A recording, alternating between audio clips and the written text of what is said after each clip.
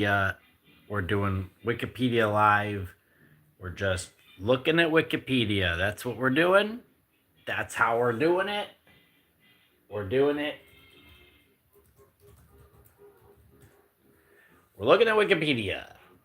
That's what we're doing. Hold on, let me go. We're going on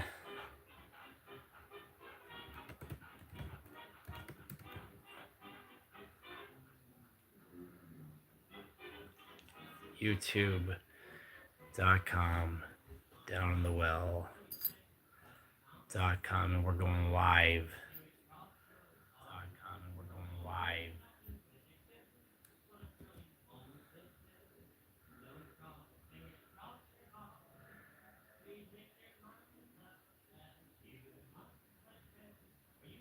We got some royalty free music playing in the background. We got royalty free music playing in the background. It's hard to fit Wikipedia on the. It's hard to fit Wikipedia on the live. It really is because Wikipedia is such a computer oriented website when you're looking at it on a computer, and I'm looking at it on a phone. So what are you gonna do? That's like, hey, if you like to see something on Wikipedia that you would like to let me know about, go ahead and let me know about what's going on Wikipedia. That's all I gotta say.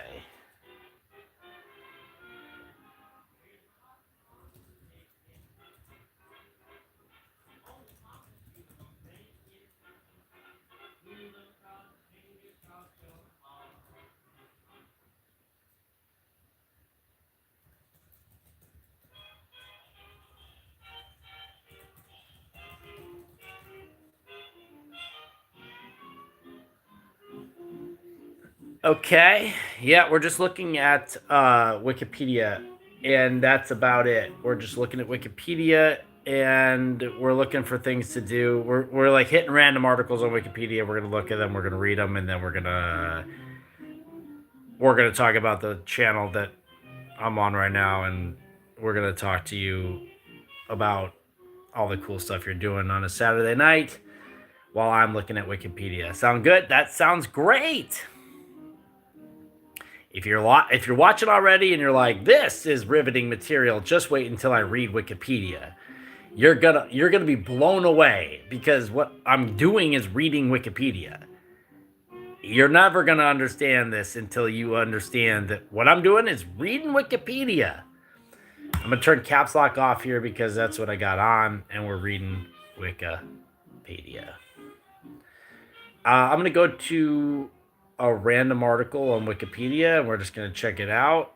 And if you have any recommendations on where we should go next, we'll go ahead and we'll take a look at that. Where's that random article? Where's that random article button? I guess we just have to hit English. Here's welcome to Wikipedia. As you know, Wikipedia welcomes you to their website every time you log into Wikipedia to read it. Today's featured article. Hold on, I gotta tell this music to quiet down.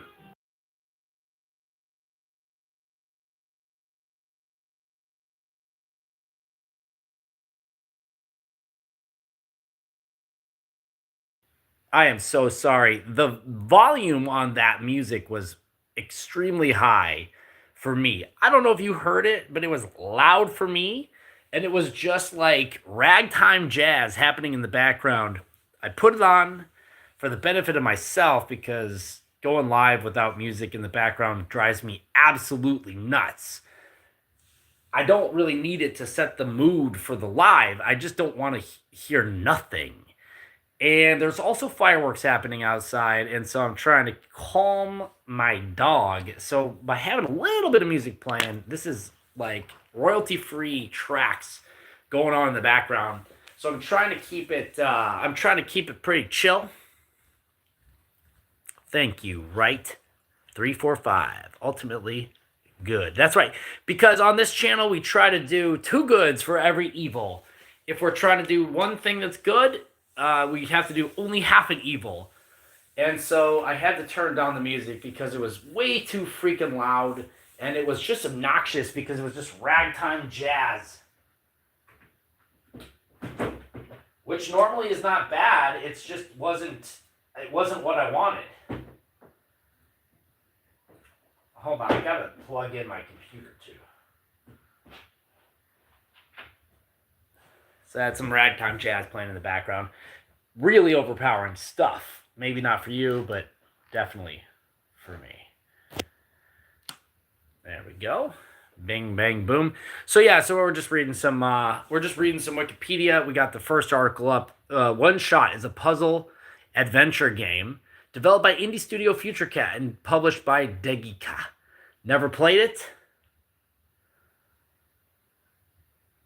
Never played this game. Would love to play it. I wonder if it's out there in the world. One Shot, a puzzle adventure game.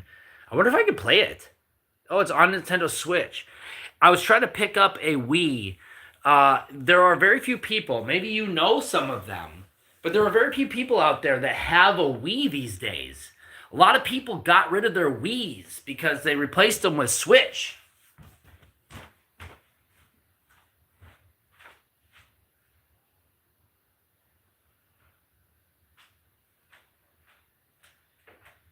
They replaced their Wiis with Switch, and so they don't play their Wiis anymore. So I don't know what happened to all the old Wiis. Well, I'll tell you what happened to the Wiis. They sell them for like $150 online, or they sell them for like $150 in the freaking store where you could buy Nintendo Wiis. And I'm just trying to freaking get a Wii here so I can play Wii bowling while I'm bored at home. A few days ago, my dad was telling me about how people who are not on Twitter. Okay, I got to unpack that a little bit. Is it good that they're not on Twitter? Because I would say at this point in my life, the less you are on Twitter, the better, because it just decays the brain.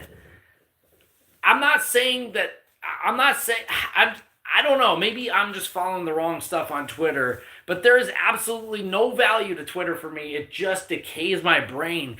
It bores holes in my brain by just reading all the nonsense that is on Twitter these days. It's all clickbait. It's clickbait. It's nonsense. It's weird. It's weird political stuff that doesn't make any sense.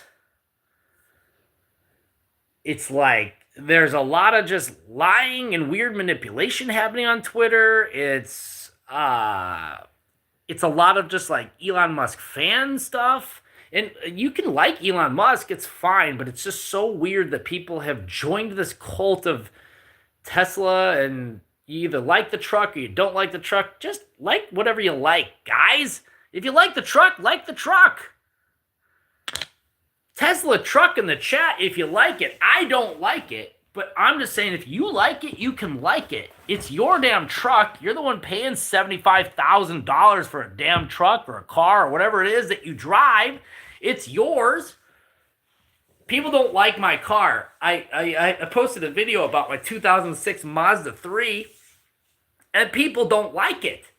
People don't like my car. It's my car. You don't have to like my car. It's mine. Like the stream at the same time. 3, 2, 1, go. Sam Link, what's up? Hey Sam, we're just here chilling. Oh, I love that the number went down when you tried to get it to go up. I love it. Can't hate it. It's Saturday night, Wikipedia article night. We're just doing a little dive on Wikipedia. And if you like the stream, go ahead and like the stream. I love it if you like the stream. And if you don't like the stream, it's okay. We're probably only gonna be here for an hour. I'm just really pulling stuff out of my stuff these days. I'm just trying to read a little bit of Wikipedia. I kind of want to play this One Shot game. I'm gonna look at it right now. One Shot. It looks fun. Looks like a game.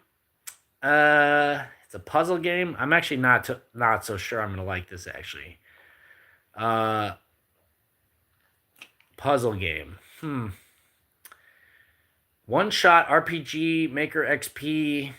I just wish there was a version that I could play online that would not require me to download anything, but also wouldn't require me to buy anything. So if there's a game like One Shot that I could play online that anybody knows about right now that could tell me, I would love to play it and I would love to play it. That's it. That's basically it. End of story. I would love to play this game.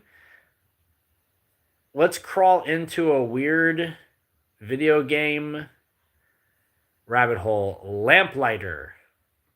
Here we go. This is the first link we've followed from the very beginning, which was like a video game. We're talking about Lamplighter. Now, Lamplighter isn't just that one character from The Boys, the show that everybody's talking about on Amazon. Lamplighter was a job that people had, it looks like, back in the 16th century, where they would walk out and they would light up all those street lights. You couldn't walk down the street in the 16th century without getting pummeled by a man with a big stick until they started lighting up these lamps. Now you could see the man with the big stick coming at you, and you would know that you would have to avoid the guy. So public streetlights were developed in the 16th century.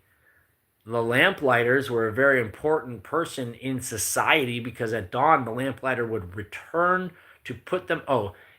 During this time, lamplighters toured public streets at dusk, lighting outdoor fixtures by means of a wick on a long pole. He just lit a little cigarette on a long pole, stuck it up there, lit the light, went on his way.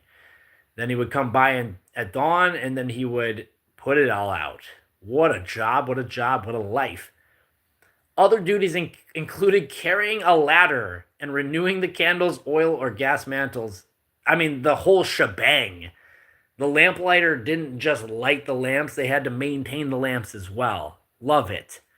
I love it. What a job. If you like reading about lamplighters on Wikipedia, go ahead and like this stream. We're going to do a stream tomorrow. We're going to start at about 7 or 8 p.m. Pacific. And we're going to be doodling tomorrow. We're going to do a doodle stream tomorrow. Those are very popular. People like those a lot better than this Wikipedia stuff. I'm just doing this because I got an hour to kill here on a Saturday night, and I'm just chilling. I'm just having a good time, and I'm just like, what am I going to do with my time? I want to chill with my homies on YouTube. And that's what I'm doing right now. We're looking at Wikipedia. We got Lamplighter on the Wik. Let me know if you guys got anything you want to talk about on the Wik down there. And I would certainly love to know. Beginning with Frederick Albert Winston's 1807 exhibition at the Pall Mall, gas lights steadily overtook candles and oil lamps as the dominant form of street lighting. Early gas lights required lamplighters, but by the late 19th century, systems were developed which allowed the lights to operate automatically. The advent of incandescent lighting diminished the necessity, what the hell am I saying, of hiring lamplighters. So really, technology kind of phased these guys out of existence. You don't need them anymore. Lamplighting is a rare job. However, certain cities maintain the tradition to attract tourism.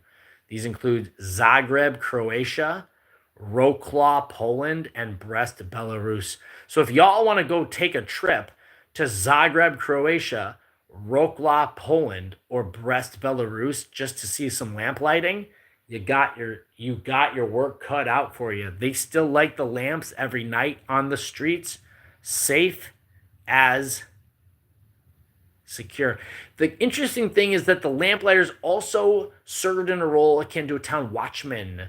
So they are kind of like the night watchman of not the band, although that would be an interesting, I'm going to look up Watchmen next. I think that's going to be a good article to click through to after Lamplighters. I think it's an interesting concept because here's what I like about Lamplighters. The Watchmen concept is great because they're out there in the streets watching about what's going on. They're not cops. They're just guys who light lamps. But I think that it's, what they say, watch pot never boils. They're out there lighting up the lamps, and it probably does help discourage crimes of opportunity, because if someone's walking around and no one's watching them and they want to commit a crime, well, maybe they can. If they're walking around and they want to commit a crime and the watchman is out there, they're not going to commit the crime. How about that? We just solved late night crimes by just reading one Wikipedia article. We just need lamplighters walking around in the street, just like in that television show, The Boys. Let's look at Watchmen. This seems like kind of a vigilante Batman character. I don't know anything about these guys, but we're going to find out about them right now. Watchmen were organized groups of men, usually authorized by a state, government, city, or society to deter criminal activity and provide law enforcement, as well as traditionally perform the services of public safety, fire watch, crime prevention, crime detection, and recovery of stolen goods. These guys were Batmen. They were Batmen back in the 16th and 15th century, just roaming the streets. Vigilante justice back in the day. Watchmen have existed since earliest recorded times in various guises throughout the world and were generally succeeded by the emergence of formally organized professional policing. So really, these guys were just the dudes that were like, yo, we're going to make sure justice is served. Peace and coherency is going to happen on the streets. We're going to be the responsible ones. And then eventually they're like, guys, we should probably hire some people to do this as a job. Maybe don't just be volunteering with big old sticks like this guy right here. He's got sticks and a hat and a dog. Do you all remember the Guardian Angels in New York City? Was anybody around back when the Guardian Angels were in New York City? They pop up in movies all the time. People watch these movies and the Guardian Angels are there and they're hanging out and they're wearing their red hats and they're riding the subways. They're all tagged up. Those guys were like responsible for helping deter crime, and they just did it as a volunteer organization. That'd be an interesting article to read. I don't think we're going to see it in this article, but we'll see if we can get there. An early reference to a watch can be found in the Bible. This goes back to biblical times. People just roaming the streets looking for vigilante justice, where the prophet Ezekiel states that it was the duty of the watch to blow the horn and sound the alarm. Jon Snow out there on the wall. It's the duty of the watch to blow the horn and sound the alarm. The Roman Empire made use of the Praetorian Guard and the Vigiles, literally the watch. Okay. Watchmen in England. It's like the book, The Watchmen. You all know the book and the movie, TV show, whatever, however you get it. The problem of the night, the streets in London were dark and had a shortage of good quality artificial lighting. It had been recognized for centuries that the coming of darkness to the unlit streets of a town brought a heightened threat of danger, and that the night provided cover to the disorderly and immoral. That is an interesting concept, that the night is scary because that's when the immoral and disorderly come out. That's when I get up and start hanging out and having a good time. Nighttime. Night owls.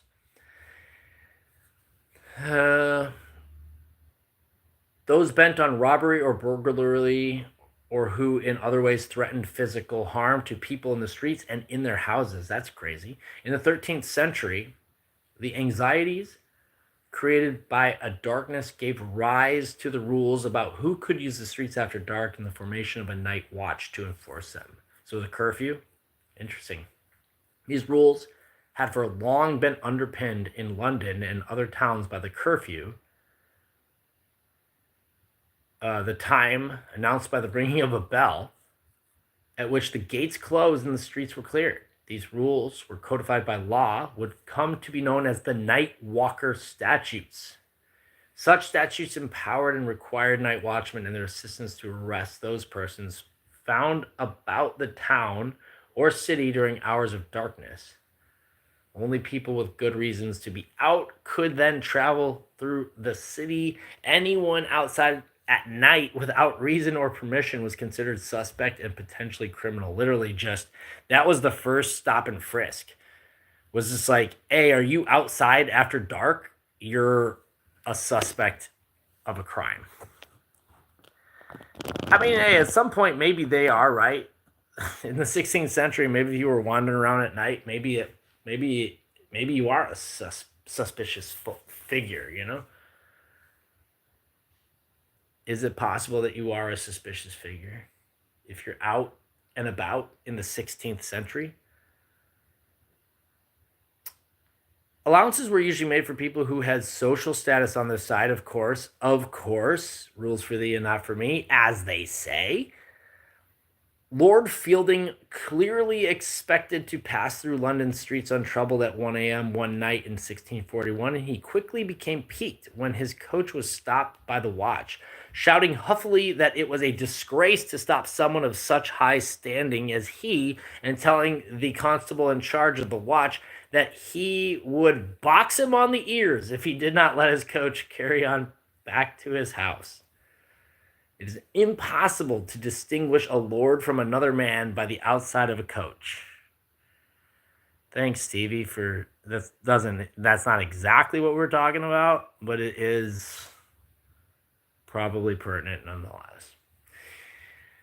It is impossible to distinguish a lord from another man by the outside of a coach, the constable said later in his defense, especially at unreasonable times. Hey, Stevie, we're not really talking about that right now, though. See, we're talking about the night watchman, you see. Unless, of course, this pertains to the watchman, which I don't think it does. Formation of the watchman. In Ordinance 1233 required the appointment of watchmen, the Aziz of Arms, 1252, which required the appointment of constables to summon men. It's kind of hard to read that, right? Is it hard to read this, guy? There you go. That's a little better, isn't it? Let me see. There we go. That's kind of better. We're talking about quell breaches of the peace and deliver offenders to the sheriff, is cited as one of the earliest creations of an English police force. Oh, thanks, Stevie. You should actually start a live stream of your own. Maybe people will come there to listen. One of the earliest creations of police force, such as the Statute of Winchester of 1285. In fact, you might want to consider enrolling in Church of Jesus Christ. Standing up at the pulpit and reading from the Word of God. Right there in a building built specifically for that purpose. In 1252, a royal writ established a watch and ward with royal officers appointed as shire reeves. By order of the King of England, the Winchester Act mandating the watch, Part 4. This is crazy. I mean, it's just basically they're just talking about, coming up with a police force. Hiring people, talking about corruption. Of course, it was corrupt from the very beginning. Always, someone out there has said something along the lines of power corrupts, but that's just the way it goes. The second stage was the recognition that watchmen could not be sustained without a major shift in the way local services were financed. This led to the city's acquisition of taxing power by means of an act of parliament. This sounds wild. In 1737, which changed the obligation to serve in person into an obligation to pay to support a force of salaried men. Whoa, okay. Wait. Did we miss a draft? There was a watchman draft? For the mid-1690s, the city authorities made several attempts to replace Robinson's Act and establish the watch on a new footing. Though they did not say it directly, the overwhelming requirement was to get quotas adjusted to reflect the reality that the watch consisted of hired men rather than citizens doing their civic duty. Okay, so it used to be like you were doing your duty to step up and do the watch. It's like getting in on jury duty. I have to do jury duty this week. Phone in starting tomorrow at 7 p.m. I'm going to be a member of the Judicial Watch. How about that? The assumption upon which the 16th Century Act of Common Good, all previous acts have been based, the implications and consequences of changes in the watch were worked out in practice. Smegsy's back. Obama's like Shrek, and we're talking about the Watchmen. The fact that 1705 Act called for watchmen to be strong and able-bodied men seems further confirmation that the watch was now expected to be made up of hired hands rather than every male householder serving in turn. I don't know. There is kind of this idea that if you do have people serving on this night watch, it sort of democratizes the idea that everybody could be a member of the watch. Now, it does probably lead to more opportunities for corruption, but it might also kind of equalize the playing field. Every single member serves alongside of a number member, so then you may not even care much for the guy that you're serving along with, but your duty is to protect the streets. Kind of interesting, the concept. I don't know if it works out in practice, but if they made you become a police officer, if they made you become a fireman at some point in time, you had to serve X amount of time on a freaking fire or police force or whatever, it kind of makes it a little bit, I think it probably, I don't know, forces you to understand the demands of the position on both sides as a potential criminal or a potential cop. I would probably commit less crimes if I had to be a cop, and I would also probably understand the mind of a criminal more if I were a cop, is what I'm saying about that. Not that that's an interesting concept, but it just is what it is. To discourage the corruption that had been blamed for earlier undermanning it forbade constables to collect and distribute the money paid in for hired watchmen. That was now, we're reading Wikipedia, guys. We're just reading Wikipedia. We ended up getting here because some article on a video game, and we're looking at like some weird pre-police force, proto-police force that they have out there, City Watch, Night Watch. What's up, Corvin? We're back. I'm just like killing a little time here on a Saturday night. I just started watching Wikipedia. We're not doing Craigslist tonight. We're just looking at random Wikipedia articles. Tomorrow is really the good one that we're gonna do. We're gonna do a little doodle stream where we draw and we draw people's suggestions and stuff. We just try to get people hooked on that. I'm just kind of trying to do a little bit here and there where I can.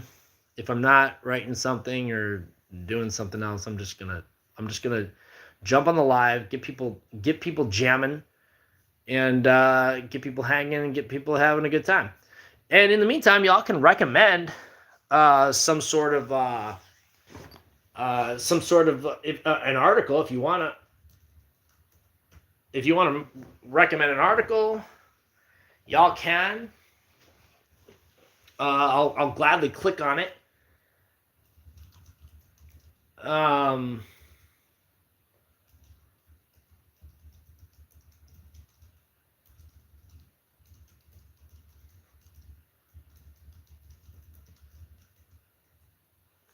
And I'm happy to just take a look.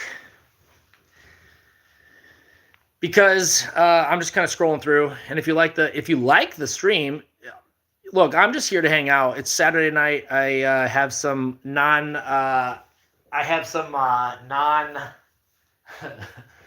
royalty free music playing, and it's you can hear it in the back. Maybe you can't hear it in the back.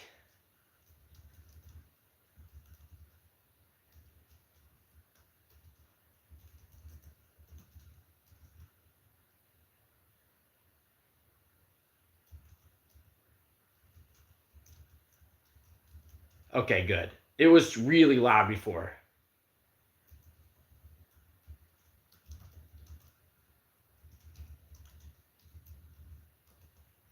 And it was really loud before, and I had to turn her down.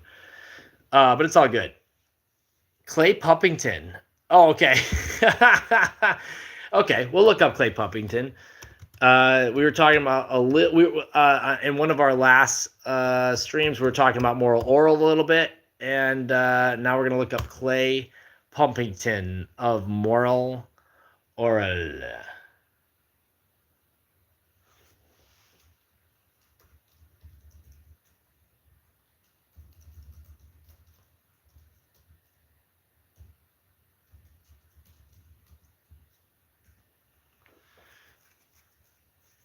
I'm gonna pin that just in case. Just in case.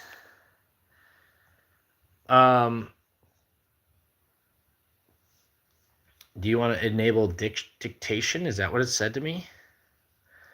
Don't ask again. Don't ever ask me if I want to enable dictation, you son of a gun. There we go. Yeah, I haven't watched this show in a really long time, but it is an interesting like Sunday what like a Sunday school stop motion animated. I thought it was claymation, but it looks like it's just maybe animated. It was on Adult Swim for a while back in the mid 2000s. It looks like a young, happy-go-lucky, and naive Protestant who showcases his commitment to God while dealing with the cynicism of his abusive and alcoholic father, his lethargic mother, and devoutly Protestant town of Morrilton in which he resides. That about sums it up. That does about sum it up. And it's actually, whoa, there were 43 episodes, 3 seasons, 43 episodes. That's actually wild. That's way more than I thought. Holy cow. So if you haven't seen this, it would be interesting. I mean, I think that Adult Swim could definitely it could definitely stand to have its, I mean, I know that it would like stream I saw it streaming like episodes of Space Ghost Coast to Coast and everything like that. I'm sure I was just gonna say Adult Swim could have its own channel, but they do have their own channel. It's called Adult Swim. So I'm dumb by even mentioning that, but it's still true. They could play all this back issue stuff. They could have their own streaming. I'm glad they don't have their own streaming channel. I wouldn't want to pay for an Adult Swim streaming channel, but I'm just saying, if they wanted to put all their stuff available for me to watch on YouTube, I would watch it. Oh, yeah. Oh, okay. Oh, it's on Max. Okay. All right. I got to get Max again. I gave up Max just because I wasn't watching it at the time. I'm not watching a lot right now, to be honest. I've got Disney, and that's about it. I was watching a lot of Cheech and Chong. Does anybody watch Cheech and Chong? Has anyone seen Cheech and Chong? A lot of these movies out there. Anoop Gupta, what's up? Anoop, good to have you back. Let's look up the dog, though. What was the dog? Clay Pumpington is Oral's repressed and hateful father. He is the deconstruction. Mook Rage is hungry. Deconstruction of the typical 50s nuclear fatherly role and holds strongly to a traditional style of parenting. He is a cynical alcoholic and closeted homosexual. Alternatively, he can be interpreted as being bisexual, who hates his dead-end job. Oh, that's right, Bartholomew. Battle of Heisenberg. Okay. The names are awesome. It's Blaberta Puppington, Oral Puppington. Yeah, this guy is definitely having trouble, and I feel for him. Because here's the thing, you really do find out, by reading the backstory, you find out that this guy's got trouble. As Taylor Swift would say, trouble, trouble, trouble. You knew he was trouble when you read his Wikipedia bio. Paris, we're just reading Wikipedia. Right, currently we're on Clay Puppington, a character from the series Moral Oral, which was on Adult Swim back in the early 2000s. We're doing a doodle stream tomorrow, 7 p.m. or 8, I think probably closer to 8 p.m. Pacific here on this channel. If you all are interested in streaming, hanging out on a stream, I'm going to do some scribbling, some doodling. I'm not an artist, but I do doodle. We do doodles. A lot of people seem to like it. It's a lot of fun for me. It's enjoyable. It's relaxing. It's therapeutic. I like to hang out with you guys, chat with you, and doodle your doodles. You guys can make recommendations, and I'll watch Moral Oral, and maybe I'll be able to draw Moral Oral. I'll look at a picture, figure out if I can draw Moral Oral. Like, I can probably fake drawing this guy. If I can, I'll try to remember. I'll try to remember what this guy looks like. Battle of Heisenberg. I'm not going to intentionally look up anything that is pornography or like gore. So if anybody's in the chat going like, I'm going to get them to look up some weird pornography, please don't do that because I just don't want to right now. And that should actually be enough of an explanation. Battle of Heisenberg does not exist according to this. Yeah, I know. It's just weird because people do weird things like that. Look at this. The Battle of Heisenberg does not exist. Was that, did we say it wrong? Or did we do something else? Do we want to know about the Eyes of Heisenberg, which is a 1966 science fiction novel by American writer Frank Herbert? Do we want to know about the Heisenberg uncertainty principle? That's the only thing I know about Werner Heisenberg, is that he did the uncertainty principle. Oh, yeah. I almost did it just reflexively, but I'm not going to because that's going to be a mistake. Hey, like the stream if you like the stream. That's going to be sweet if you do it. If you like, if we get to 10, we'll just do a random article. How about that?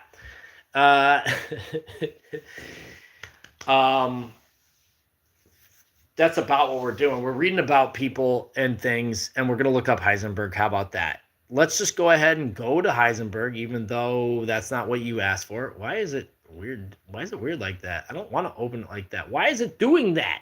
Somebody fix my computer. Can somebody please fix my computer? What the heck is going on here? I don't want to open it in a new tab. Just open the dang thing. Does anybody know why this thing is doing what it's doing? Oh, I know, guys. Nah, I was clicking super hard. Don't get the wrong idea, guys.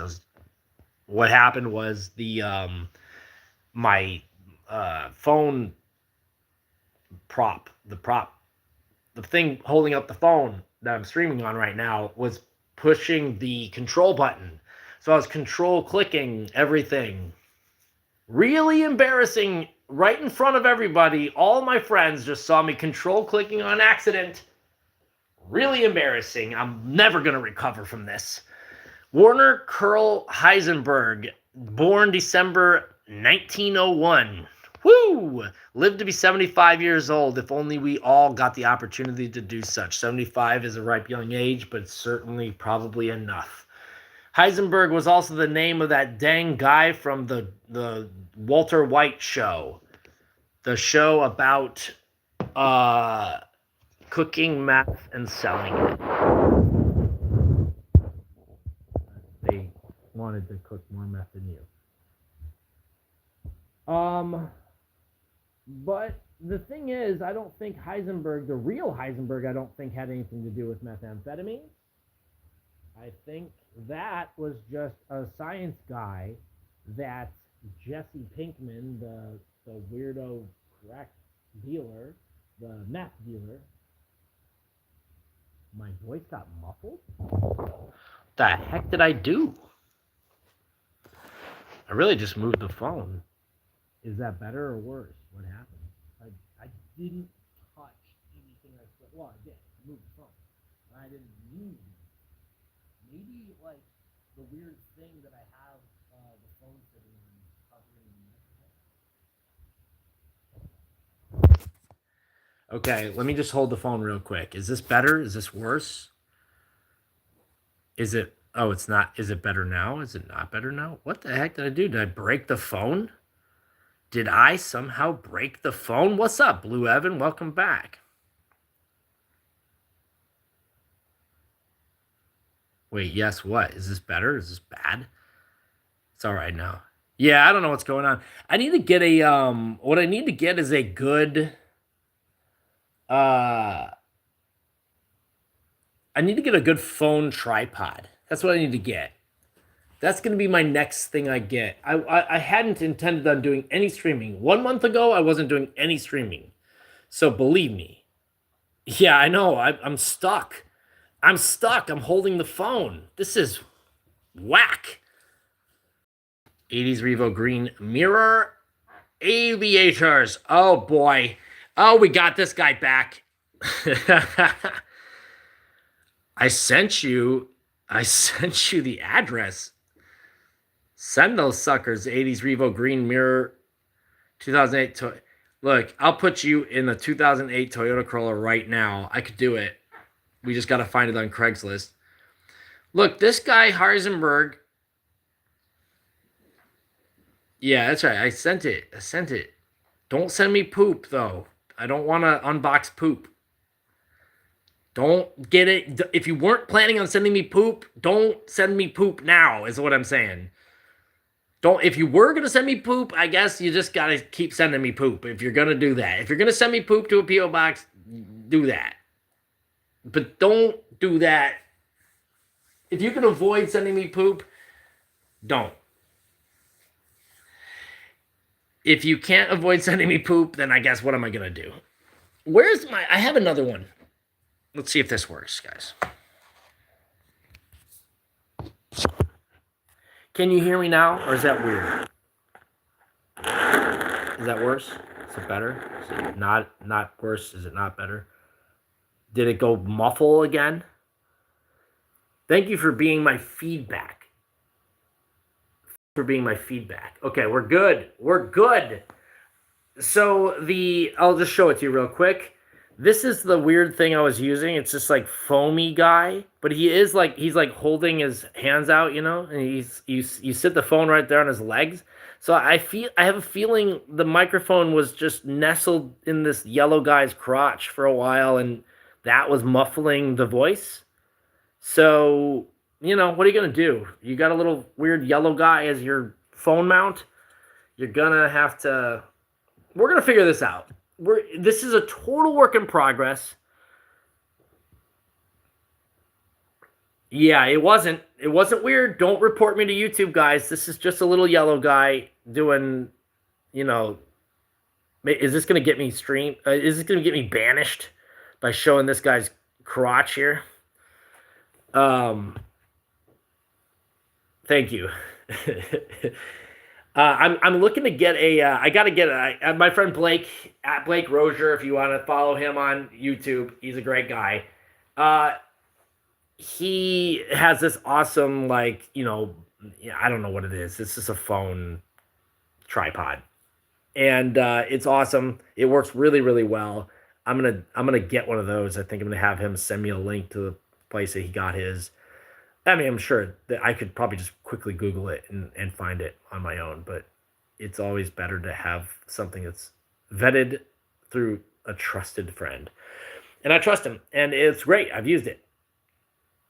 I know it sucks. I hate having to stand. I'm like when I do the doodle streams. Oh my god, it's so frustrating setting those things up because I have to strap it to a microphone stand.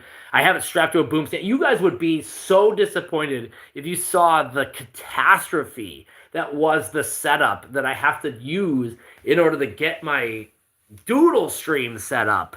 Because I have to have the phone pointed down at the paper that I'm drawing on, and then I also can't have it be in my way where I can see and draw, and then I also have to be able to see the phone.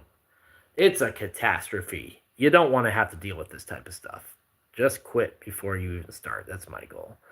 Should have just quit a month ago, and now I'm here. Never had the intention to do this. This was just a really good, yeah, I know. It was just a really good opportunity. Guys, I started streaming just on random because my friend Blake told me to. He's like, yeah, you might like this. And then I started doing it, and now here I am. Because the whole goal was to get 1,000 subscribers, which we nailed. And now it's 4,000 hours of watch time. Because, of course, these are the requirements put forth to me by YouTube in order to try and monetize the views that I get on my videos. And that is to say this. I'm going to start making more videos, long-form videos, shorts, and etc. So I'm going to start uploading them. I uploaded one last night because we were eating $1 hot dogs. I ate 4. That was the amount of $1 hot dogs I ate. And most people said 5. I couldn't stomach a single more hot dog. I thought about eating more, and I just simply couldn't. I didn't want to, and I couldn't. I could have. If I needed to, I could have, but I just didn't want to. Now, I could have, Blue. You don't understand. I could have. I just chose not to because there was no benefit to eating more. Is what I discovered. There just really wasn't any benefit to eating more because no one was watching. It was purely for fun, my own fun and entertainment, sport, if you will. And I wasn't like one of those mukbang guys. I wasn't beating Kobayashi or Joey Chestnut. I was just simply trying to enjoy a dollar hot dog night at a minor league baseball stadium. Oh, bag of cherries. That's actually not a bad thing. Although, isn't a certain amount of cherries like bad for you? Like, isn't there a certain amount of cherries that if you ate them, you would feel regrets? And is that what you're feeling right now? Heisenberg was a weirdo. He enjoyed classical music, which is what I'm listening to right now because I don't want to get, banished from the platform. He was an accomplished pianist. His interest in music led to meeting his future wife. In January 1937, Heisenberg met Elisabeth Schumacher, not related to Joel, at a private event. Wait a minute. She was. Oh, she's 23 years old. I guess she was 23 years old. We have this conversation going on now. She was 23 years old and he was 37. It's not that bad. It's not great, but it's not that bad. Too much sugar, but he cooked meth. See, here's the thing. Some people call that sugar. I don't, and I don't know anybody who does. But I also don't know anybody who cooks or uses methamphetamine. So, what are you gonna do?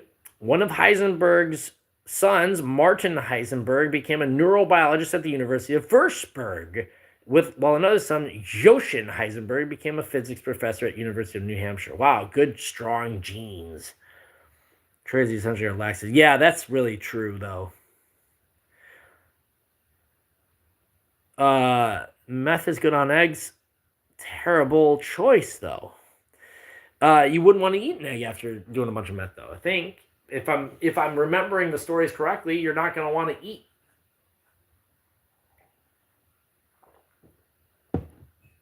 Yeah, I wouldn't want to eat a bunch of cherries, but I do know what happens. It goes bad. Göttingen, Copenhagen, Leipzig. Where are we going next? Yeah, they should put it in those little the rock salt sea salt grinders. When the those people when the Olive Garden folks come around to ask if you want more Parmesan cheese, they just grind it out onto your salt shakers. I think was the word I was looking for. I'm numb. I'm dumb. My brain is not functioning at this moment. I'm gonna have a tough time getting up in the morning. I'm gonna replace a car window tomorrow, and do some doodling tomorrow. It's 8 p.m. Pacific.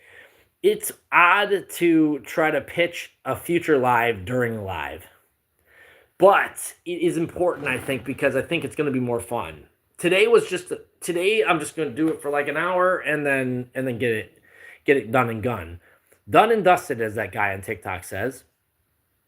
Because I just had some time to kill, and I'm really, really, really trying to push a couple of things. Yeah, you can. People say it's good to watch it like that. I don't know. I can't tell you if it's a great idea. I get really self-conscious if it were me, but you didn't make the movie. I did.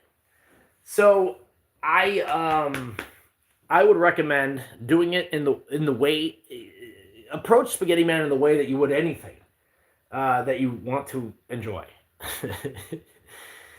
Suction Cup Man, is this real? You're lying. It couldn't possibly be real. Cuphead, Suction Cup Man. Suction Cup. Oh, they talk about cupping theory. Whoa, wait a minute. It's real? Dude, but here's the interesting thing. I typed in Suction Cup Man, and the recommended suggestion is Trump Tower. Is there anything that I should know that's related to Suction Cup Man and Trump Tower? Because now I'm on Trump Tower. And I don't want to get political, guys, but this is a 58-story building, 666 foot tall, 202 meters, mixed-use condominium skyscraper at 721725 Fifth Avenue in Midtown Manhattan. Oh, what? It's based off the guy? Oh, yeah. That's hilarious. Oh, wow. Okay, cool. I will check that out. I'm putting it over here in my notes. Suction Cup Man. Okay, it's on YouTube. We'll watch. Always willing to watch movies recommended by people. I have such a bad habit of not being able to choose something to watch. When I go to watch something, I just go and, turn on whatever it is. So I've been watching a lot of Cheech and Chong because on Tubi, if you guys have Tubi, it's like one of those free movie, streaming platforms. There's a lot of Cheech and Chong on there. I think Spaghetti Man might actually be on Tubi as well. I can't remember if it was on there or not. But I'm not talking about Spaghetti Man right now. Active shooter video game on Wiki. Come on, Birdie, are you making stuff up? Are you going to get me banned? Are you going to get me banned? Birdyev, it's not funny to get me banned. I don't want to get banned, not tonight and not anytime in the near future, but I wouldn't mind getting banned at least once or twice.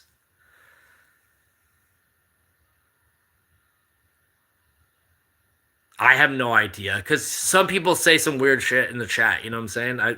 Some people have suggested some really crazy stuff. Also, it's called Active Shooter Video Game.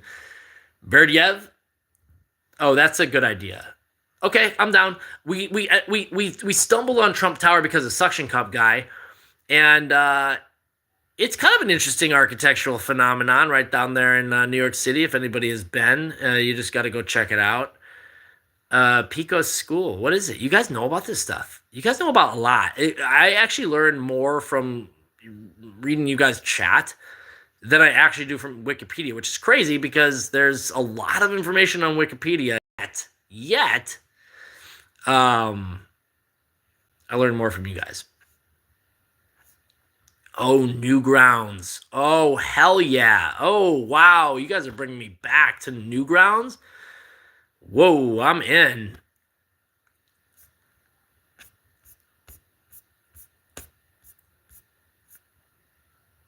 Okay.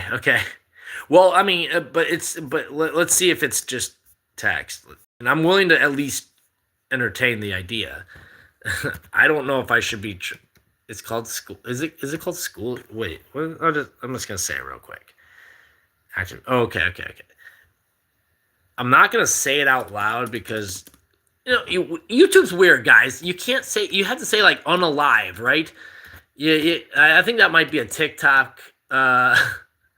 Video game. There it is. Okay, look away, guys. Revived games. Oh, it is. It's just a FPS. Oh, it's Russian video game developer Anton Makarevsky and publisher Ata Berdyev. It's you! You did it! You just plugged your own thing! You son of a gun! You clever son of a gun! You son of a gun! Berdyev, can you get me a copy of this game? Berdyev is going down. Berdyev, you just found yourself an enemy on stream, you son of a gun. Hey, do you have a, yeah, I know, he finessed me. Do you have a copy of this? Can I get it? Like, is there a way for me to get this where I don't get banished from whatever I'm doing? I don't want viruses. Oh, forever? Is Edgar talking to you, Berdyev, or is Edgar talking to me? Look, I'm not saying that it's a good idea to make a game like this. I'm just saying it did get made, and it piqued my interest. Berdyev is a troll with a history of customer abuse. Well, Berdyev has their own Wikipedia entry.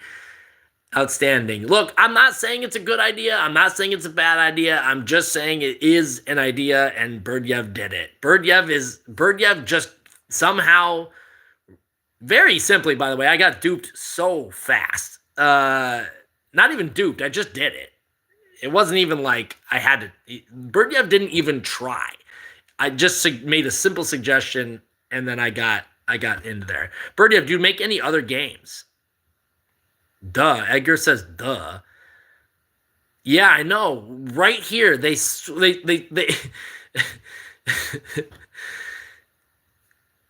Berdyev's a legend in this chat. We somehow got Berdyev in this chat. What is going on? I'm not even on Wikipedia. I don't even stand a chance on Wikipedia. Berdyev, what the hell? Berdyev, send me a game of some sort. You got it offline here. I want a different. You got to have another game, right? I don't mean a copy of that game. I don't need that game. Find me another one. Okay, okay. Well, Berdyev, I feel like we may not agree on everything, but at the very least, I have to respect that you've trolled. Motherboard, the FCC, PayPal.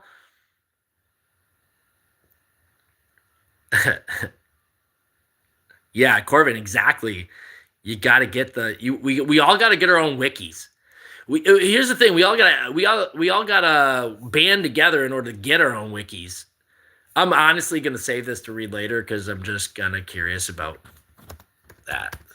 Berdyev won the night. I don't know what the hell is going on, but you won the night. Edgar, I'm not mad at Berdyev for just trolling me. I have to throw respect on a good troll. If Berdyev was trolling people and I'm out here and I'm out here.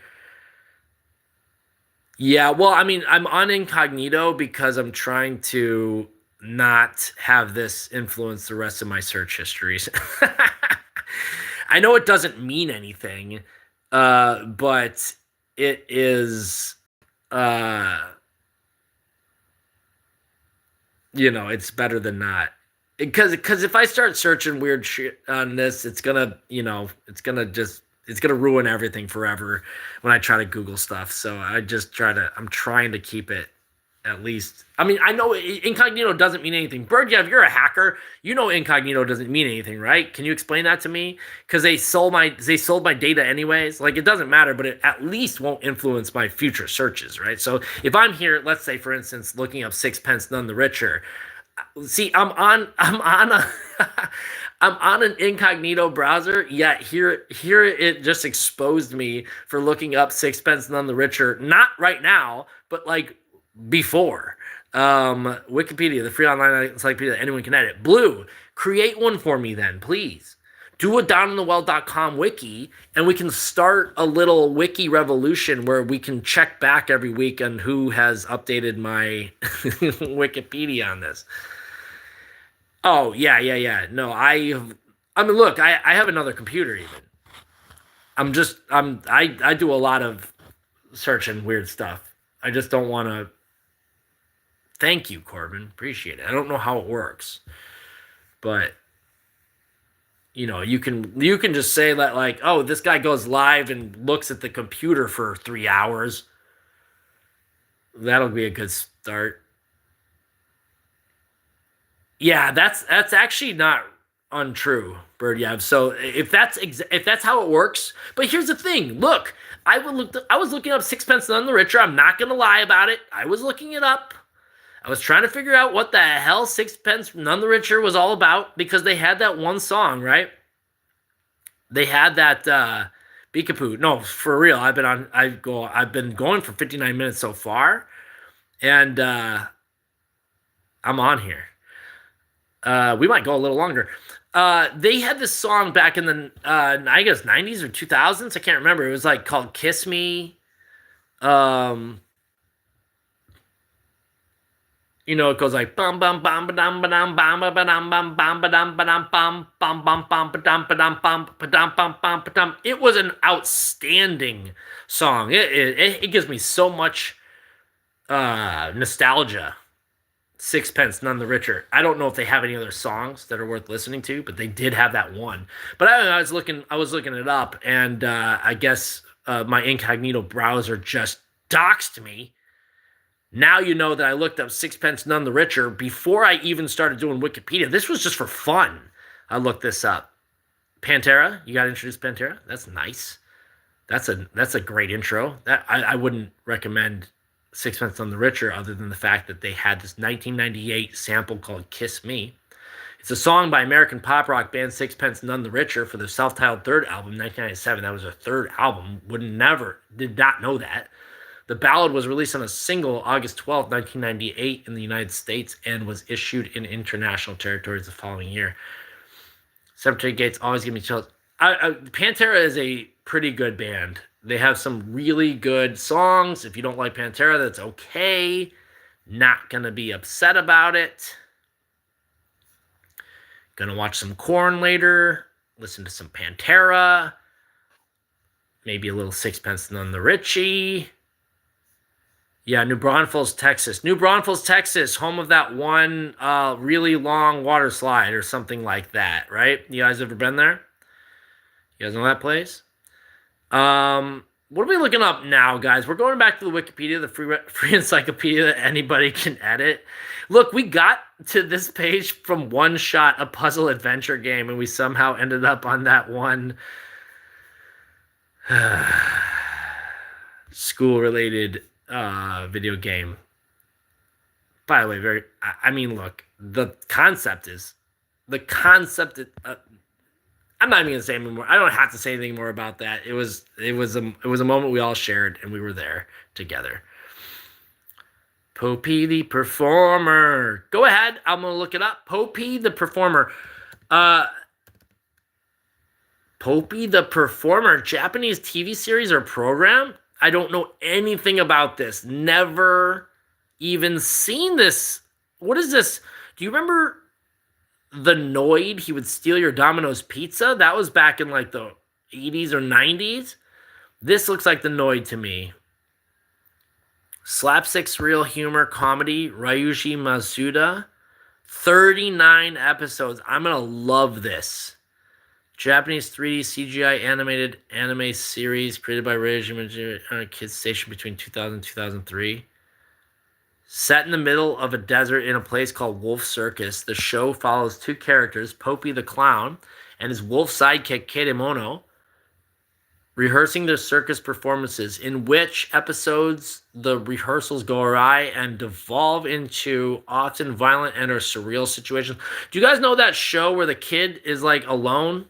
It says like, what the hell is it called? Something Lives at Home or Something Lives Alone or something like that. It was on Netflix, I think.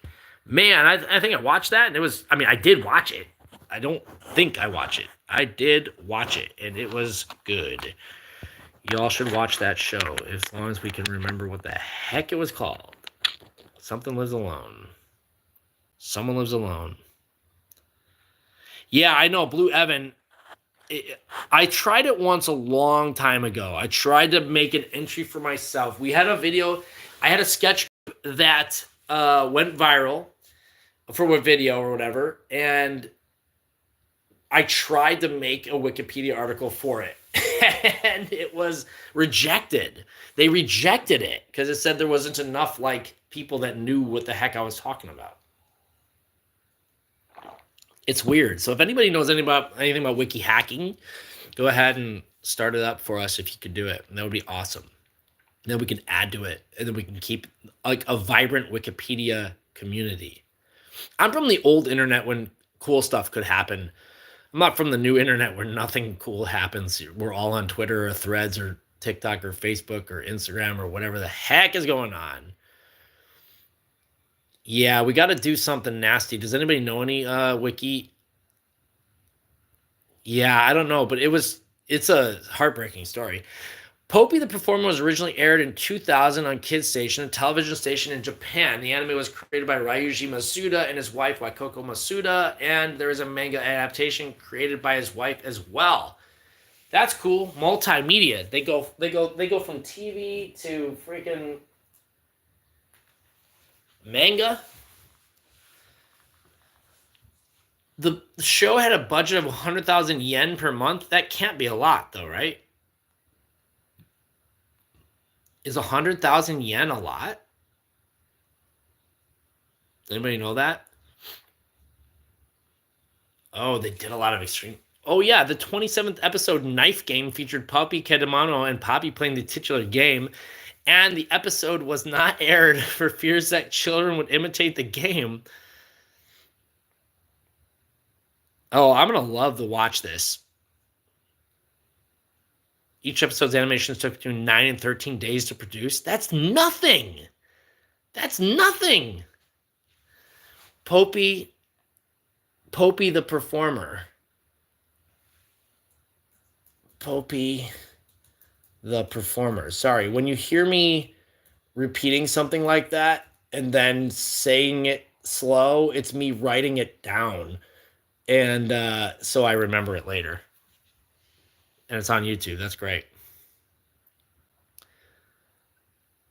160 yen to the dollar.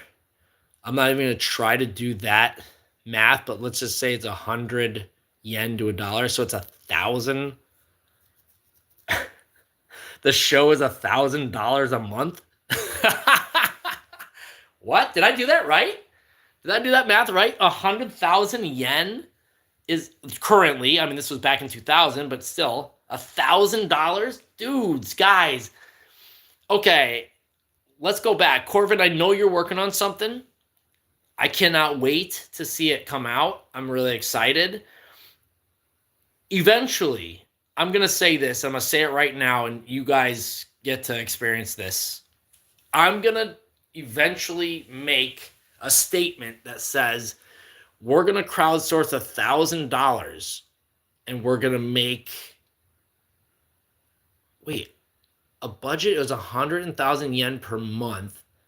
And they were able to animate a show every 9. How long did it take? 9 to, where'd that number go? Where the hell did that number go? It said how many days it would take to make a... Due to low budget, the series had no voice actors and was set in a desert to avoid rendering complex scenes. The show had 3 people working on it, Ryuji Masuda, Wakako Masuda, and a 3D animator hired for a video game company. Production began 3 months before the show aired. Wow. Oh, here it is. 9 and 13 days. So basically they could do like what? 2 to 3 episodes a month on $1,000? Yeah, Blue, unfortunately I think you might be right. Hey, let's get that one troll guy back in here. He seems to have like maybe some resources. Bedyev or whatever his name was. Where'd he go? Birdyev. Maybe he can help us out. We might get banished. But okay, 3 episodes. Okay, so I'll reconstruct my pitch. At some point, we're gonna pitch to the community. We're gonna raise $1,000 in a month, and then we're gonna come out with 2 to 3 episodes of a show that, once I watch Popey the Performer, will rival the quality of the show. And I'm not telling you it's gonna be good, but it might be great. Popey the Performer was been described as a twisted mockery of children's shows, and all of the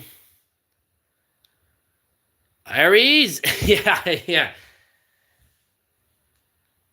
The money will go to the show. By the way, I don't think that people seem to understand that if I were ever to ask for money to make a show, the money would go to the show, whatever it costs to make this show. I'm not going to pay myself.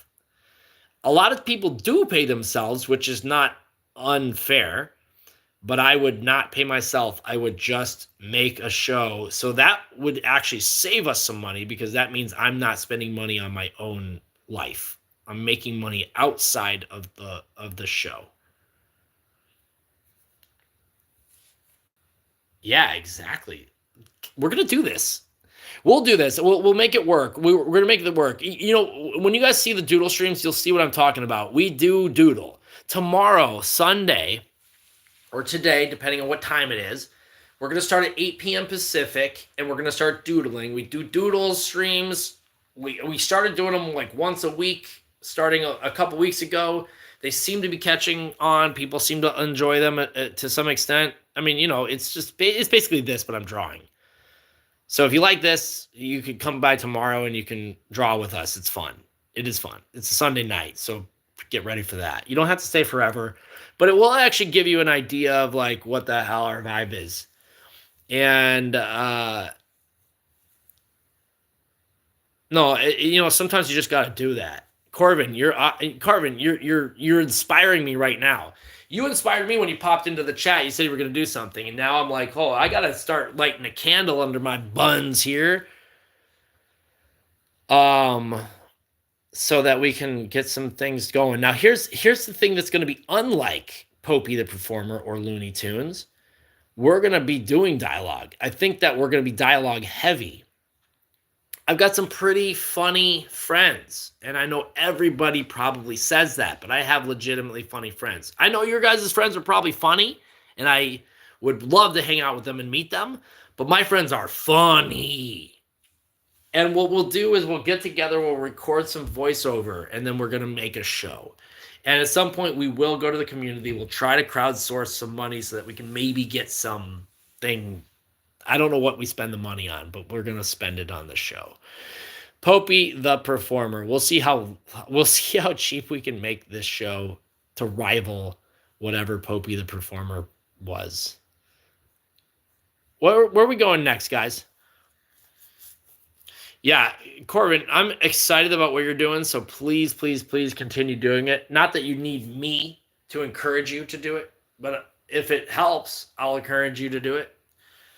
It's going to help me by encouraging you to do it. Hey, if you're in the chat right now and you want to like this stream, you totally can. It's so free. It's so free. It costs you nothing to like this stream.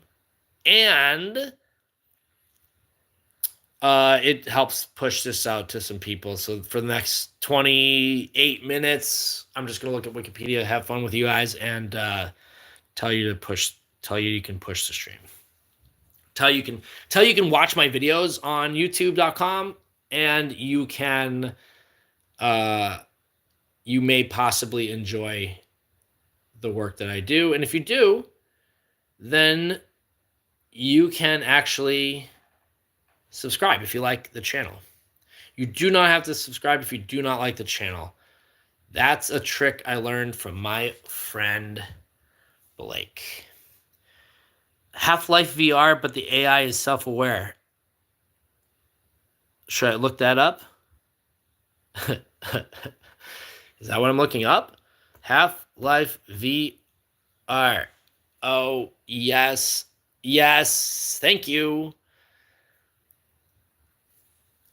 Hey, are you allowed to watch YouTube on YouTube live streams? Like, am I allowed to watch this stuff?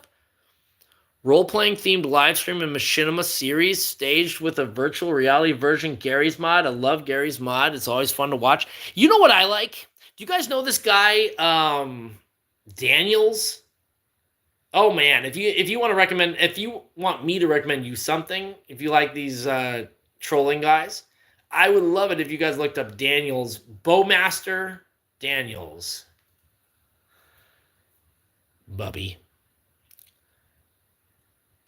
Gordon Freeman, accompanied by the science team, controlled by other improv actors. Evil Man's back. Flip, flop, bibbity bop.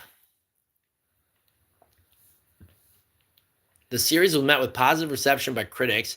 2020 cast commentary series began to be uploaded by the Wayner Radio TV YouTube channel. Gordon Light Friedman. AI crushes all banks. I gotta watch this stuff, I think. I never played Half-Life. Does it matter if I do? Half-Life Alex, but the gnome is too aware.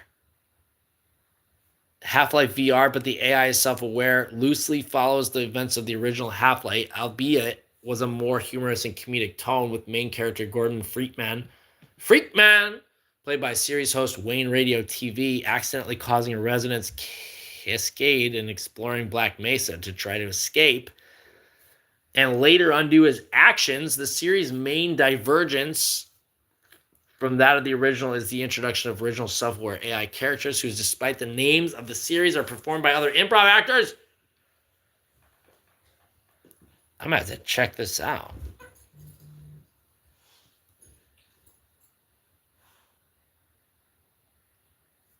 Dr. Gordon Freeman, Wayne Radio TV, Dr. Harold Pontiff, Coomer, Hollow Tones. Are these all streamers?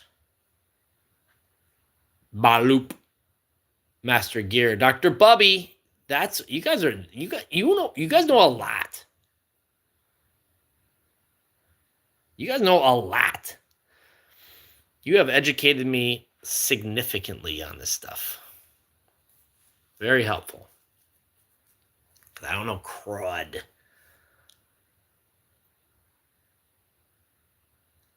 Clinically online. Catastrophically online. G-Man. We all know G-Man. We all know this guy. Chuck E. Cheese. Has you all been to Chuck E. Cheese?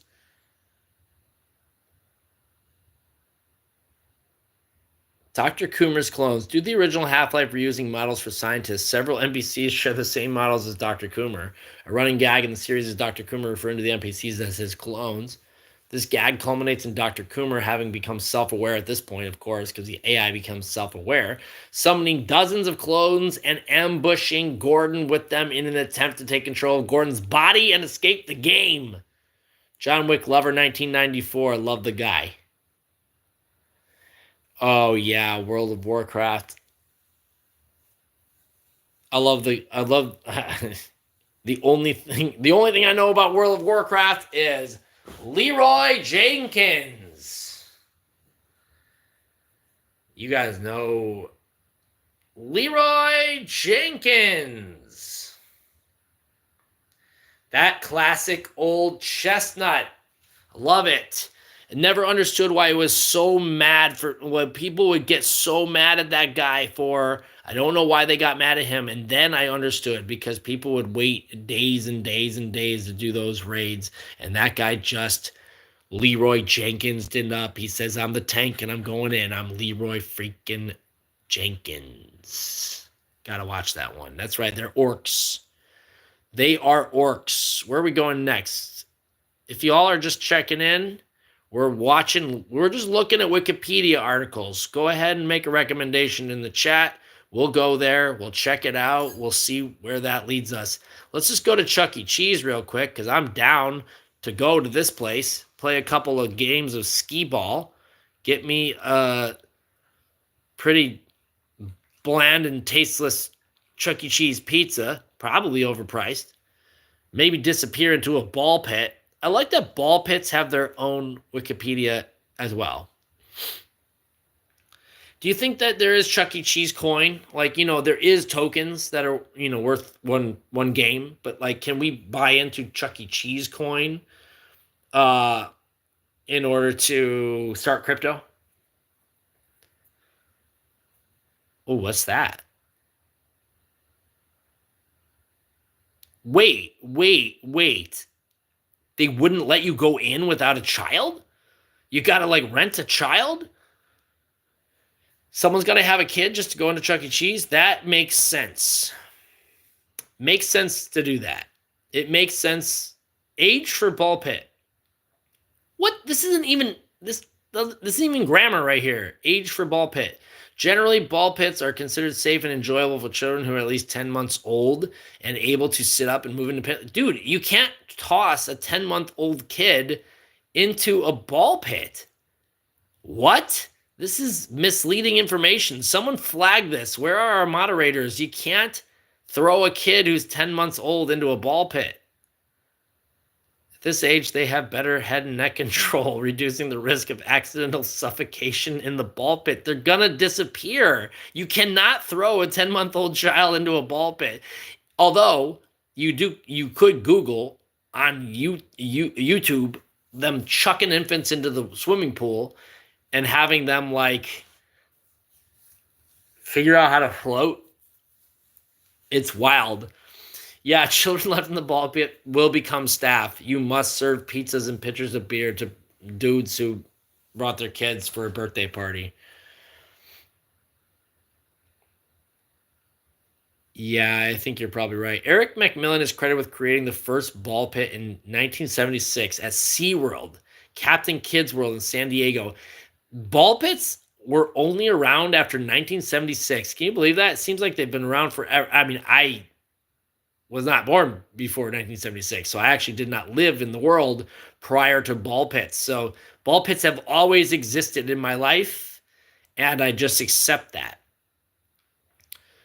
As a result of the experience at Ontario Place in Canada. However, IKEA claims that they had a ball pit in the early 1970s in Kungens Kurva, Sweden. Uh-oh, there's controversy. Okay, thanks, Corbin. Appreciate it. Yeah, it's late. It's late. I'm going to probably go for another 10 minutes. If we can get to 20 likes, that'd be sweet. If we can't, it's okay.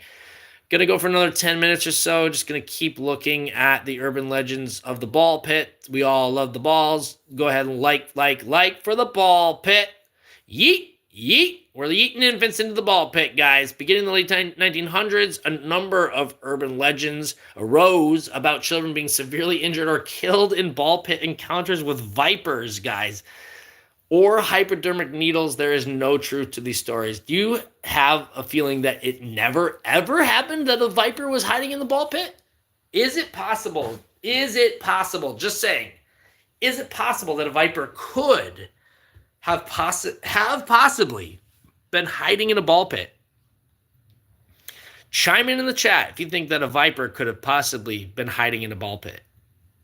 The 90s, beginning in the late 90s. Isn't that a crazy time to be alive? Prior to 1990s, you wouldn't have ever been concerned about a viper in the ball pit. And yet, the 90s come out, everyone's scared of life, and then bam, vipers in the ball pit. Damn, vipers in the ball pit. Vipers in the ball pit. That's some wild stuff. I for once, I at some point would love to see a viper in a ball pit. I bet there's folks over there in Adelaide, Australia, who we were meeting online the other day, probably are very concerned about vipers in the ball pit. They get everywhere. Hey, if you're in the chat, guys, go ahead and like the stream if you wouldn't mind. That would be very helpful. If you're just hanging out, that's cool. Totally get it. But if you like the stream, it makes it that much better. In China Milev's short story, The Ballroom, Looking for Jake, the ghost of a child who died in a ball pit haunts a local IKEA-like store. That's crazy. It's a weird... Hey, Johnny Bravo. We drew him the other day. Johnny meets Donny Osmond. Donnie pushes Johnny into a fast food ball pit where he comes across a young boy who claims to have been there since the age of 5. There you go. You literally just said that. If you fall into the ball pit, you become one with the ball pit. You become the reason for the season. Chuck E. Cheese puts a little name tag on you, puts you to work.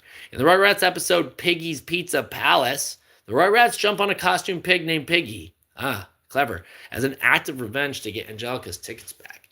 Causes the ball pit structure to split open and the balls fall out all over the restaurant. That's cool.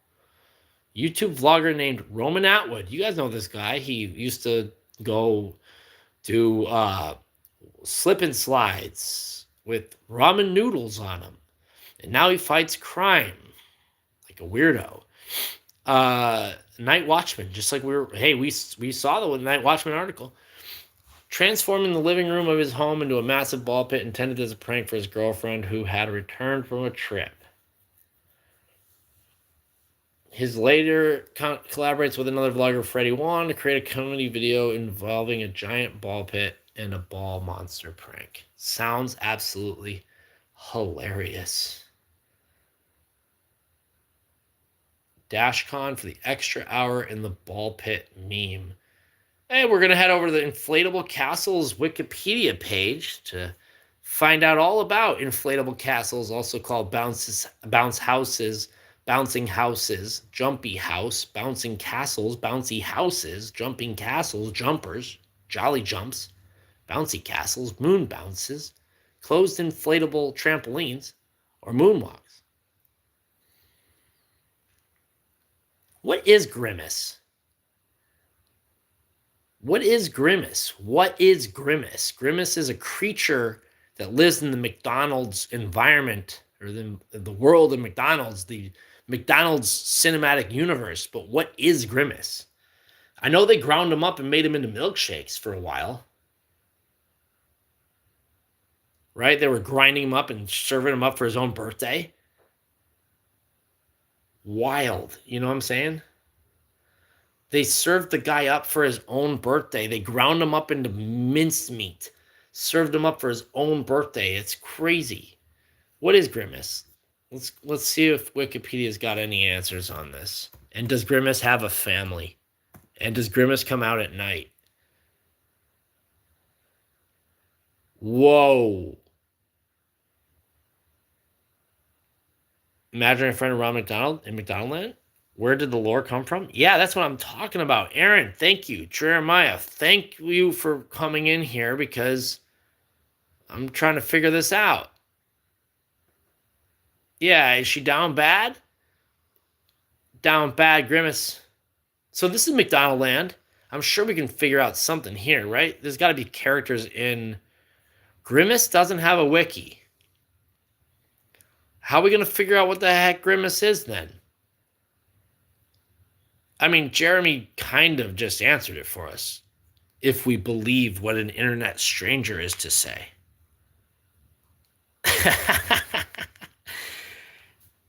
The Wacky Adventures of Ronald McDonald, the Denizens of McDonaldland. I just don't understand what the heck he is, and I also don't get why there's not a whole Wikipedia like dedicated to this world.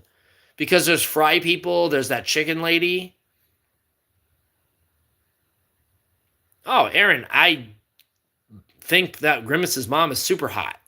Probably. I don't know her personally, but I would definitely...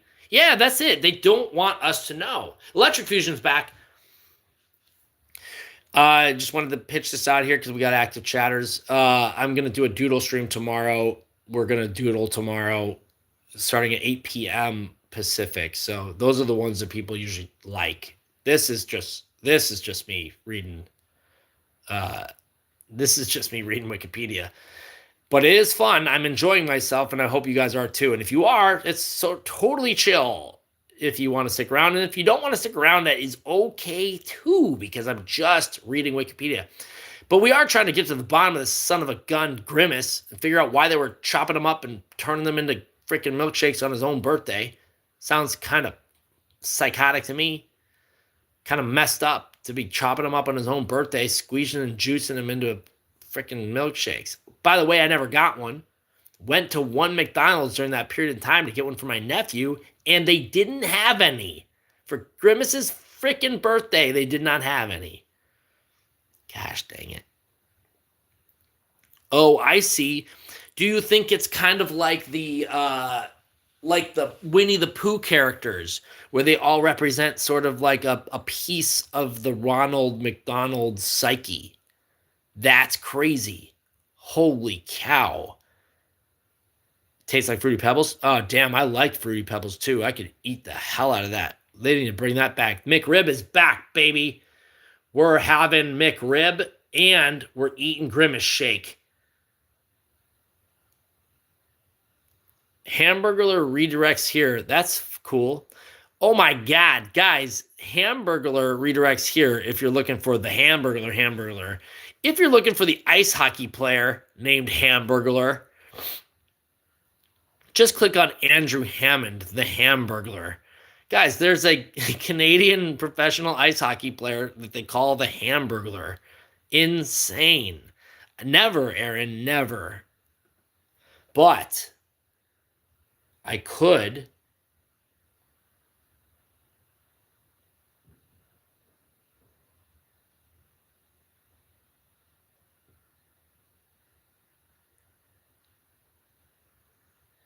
I could eat McDonald's.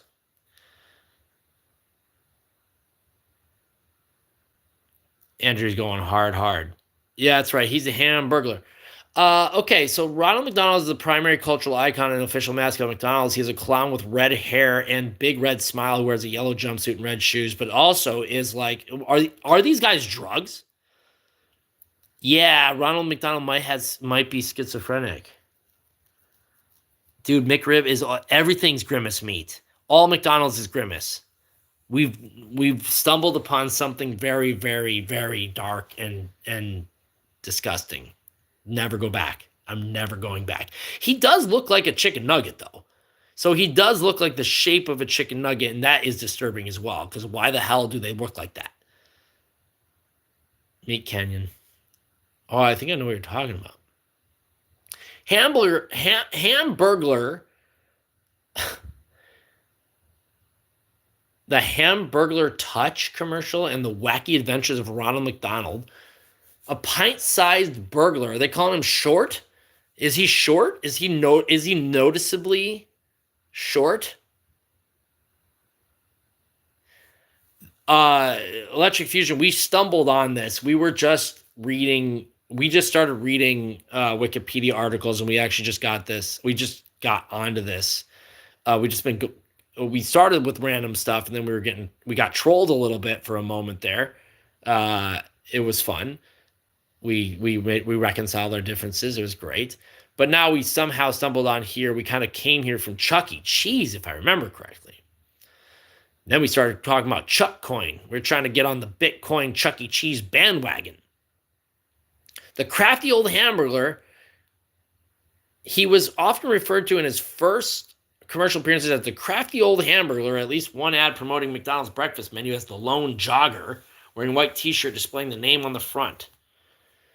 Originally, he only spoke gibberish, which had to be translated by Captain Crook. He is reintroduced in 1985 as one of the main protagonists with a radically friendlier appearance. Oh, so he was creepy before? Share the troll, what happened? Yeah, Electric, we actually tried to do that. We tried to do that like a couple weeks ago, and people kept getting mad at me because I was going the wrong way. We were trying to go from one to another. We were trying to get two things, like let's say Filet-O-Fish, just like Jeremy said.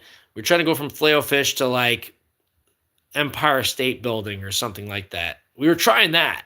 That was fun. And if people are down with that, again, I'm not going to do it tonight because I'm getting freaking tired. We will do that again because that is fun. That, to me, is fun. I want to know what you're explaining here if that wasn't what you were explaining. But we have tried that. Dox them, chatters. I'm gonna dox. We're gonna dox. I mean, if they want to be doxxed, they want to be doxxed. Let them all out. So the trolling was a little bit of a weird thing where the guy came in and told me to look up the Wikipedia article of some weird game called like, I don't remember what it was. It was like a Newgrounds level game where it was like active shooter the game, and the guy who created the game that got banished and banned was that's right, active shooter. There you go. Thank you. It turned out that the guy who made the game was pitching this for us to look at. We looked at this whole article, and then eventually down the article, we found out that the guy himself was the guy who made the game. So it was a weird, dark moment, but it was kind of fun. And then he got into it with another chatter, and it was weird, but it was fine. It was fine. The guy turned out to be just a random dude who was pitching his own thing. Said he can't even get us a copy of the game anymore. Yeah, but it's not even out there. It got banished from the internet. It got they lost their PayPal access and all sorts of stuff. Yeah, it was kind of funny. Definitely doxed himself, but it was his name. I mean, his name. Yeah, that game right there where we're doxing chatters was like really easy when they just do it themselves. When you do it yourself, it's so easy. When you just dox yourself, you straight out dox yourself, it's so easy because then we don't have to do any work. They just do it themselves. I'm not searching skibbity deep, skibbity toilet. I've actually honestly looked it up because I had to figure out what the hell people were talking about. I had to pull my boomer card out. I had to look it up with the light on my cell phone. I had to do it because I had to know what the hell they were freaking talking about. Skibbity Ohio, all that dumb stuff. Grimace. Here we got to where we were looking. Grimace is a large purple monster. Are you kidding me? How weak? Oh, yes, of course. I would love to. I love Warhammer. How weak is it that they just call him a monster? Who's the monster? You or the guy you're calling a monster? Come on, guys. You freaking insensitive sons of guns. A large purple monster was introduced in 1971 as the evil Grimace. He was a bad guy first? That's crazy. That Grimace was a bad guy. In his first appearances, he was one of the original main antagonists and was depicted with 2 pairs of arms. 2 pairs, which were used to steal milkshakes and Cokes.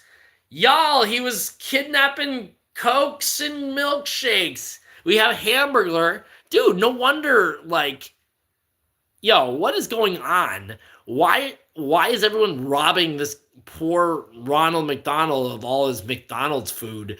They steal his hamburgers. They steal his milkshakes and sodas. What the hell? The evil Grimace. It's so foul, man. Yeah. Blue, I didn't know you were being sincere. I will now only take you for your word from here on out. Would never have believed it, and I've seen it for my own eyes. Evil was soon dropped from Grimace's name, and he was reintroduced in 1972 as a protagonist where he only has 1 set of arms. You were absolutely correct. 100%. I learned so much from this chat. Never learned so much from a chat. So much more than I learned from Wikipedia. He was then a rather clumsy but still amiable monster from then on. His exact nature has been disputed. In a 2010 interview, 2010, what am I, Nimrod? A McDonald's spokesperson said that Grimace was a taste bud. Come on, what is that retcon? Yeah, they got to fix that. In 2014, would you guys wear a Grimace suit? Like if they sent you a Grimace suit in the mail and you just like opened it up and there it is, you open up a box and out pops a Grimace suit, would you just kind of wear it? No. I put it on once. Kind of like a furry, weird furry, but furry. A tweet from McDonald's Twitter account said Grimace lore says that he is the embodiment of a milkshake or a taste bud. This is BS, man. Yeah, I would definitely smash in a Grimace suit as well. And I think that it would definitely, I think it would attract the folks that are interested in that type of stuff. I think you would find it very easy to convince people to smash. I don't believe this milkshake taste bud crap. I just don't believe it. I think this is bad lore. I think that they need to go back to the writing board. The writing in the takeout, Lillian Stone disputed this, pointing out other material that established that Grimace was part of a species of grimaces, including his uncle O'Grimacy, who promoted the Shamrock Shake. He's got an Irish uncle, Uncle O'Grimacy. Oh, four-armed evil grim. Four-armed evil grim. Put a gorilla suit on a real gorilla. Dude, that would be kind of weird. We heard you like gorillas out in public, so we put a gorilla on a gorilla suit. No, gorilla suit and a gorilla. Put the gorilla suit on the gorilla. Uncle O'Grimacy. That's weird. 51st anniversary of the character's inception in 2023. McDonald's ran a promotion to celebrate Grimace's birthday and the release of the Grimace Shake, which became an internet meme, of course, because people like purple milkshakes. Threw out ceremonial first pitch at the Mets game. Loser. I don't know about these fry kids. No arms. Try to steal. See? The kids, they were all evil. Yeah, I'd say so. I don't know why they had to do that. They didn't have to do it. The Fry Kids are trying to steal people's fries. They came out as goblins. They were all evil. They were all evil at the outset. They created these all evil people.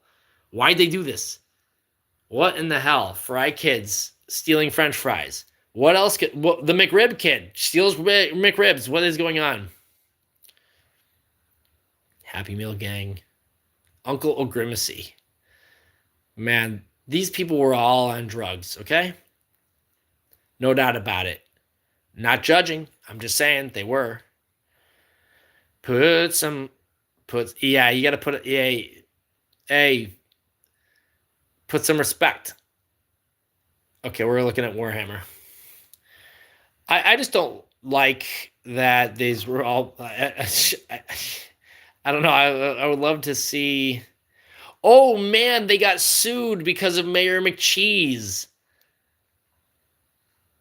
Isn't that crazy? Mayor McCheese, they got sued by HR Pufnstuf because he was too close to one of the characters. That's hilarious. Mayor McCheese banished. Orc lore. Yeah, let's go to World of Warcraft. Not World of Warcraft. Warhammer. Warhammer 40K. Well, we'll start with the game, I guess. Let a cheese job be the burger mayor. Has anybody played Warhammer the game? I remember this came out in the 2000s or so. Fallout. I haven't watched the show. I don't want to get a spoiler. Can I read it? 1887. Man, I was way off. It was like I thought it was 90s at least. But hey, thanks, Melatonin. Really appreciate it. We were here for the McDonald's lore for at least a moment. We do appreciate that. Thank you for sticking around. We'll be doing doodles tomorrow at 8 p.m. Pacific, guys. Pacific. McDonald's lore. Yeah, we kind of dug to the bottom of the McDonald's lore. Miniature war game produced by Games Workshop, 1987. Popular in the UK. First edition of the rulebook came out in 1987. You guys play this? Does anybody play this? Wouldn't it be cool if we built a Warhammer game set around the McDonald's characters? Science fantasy, setting in the distant future.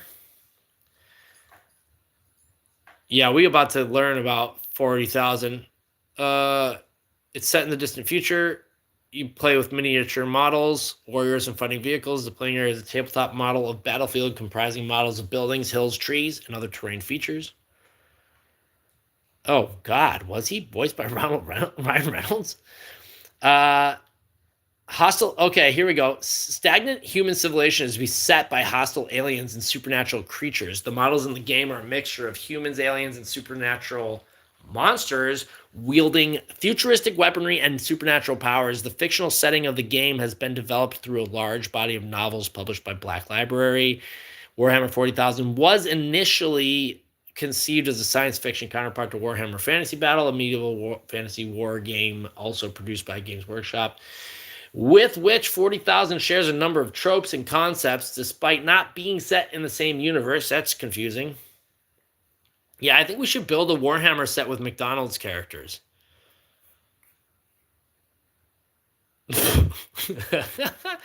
Wait, what? So a girl was making food and an adult was like pissed about it, or was that like a setup? Damn. He's Eldar. Gotta be, right? Warhammer 40,000 has spawned a large amount of spin-off media. Games Workshop has produced a number of other tabletop or board games connected to the brand, including both explorations and mechanics of the scale of the base of the game to simulation unique situations such as Space Hulk or Kill Team and war games. Yeah, people be commenting weird stuff. Sometimes it's very odd out there. The internet is full of wild stuff. I don't like them. And Norglight. I don't know what that is. Yeah, you don't have to say what they were saying. Should we brigade him? Should we go get that guy? Should we somehow get him? I don't know how we get him. We dox him.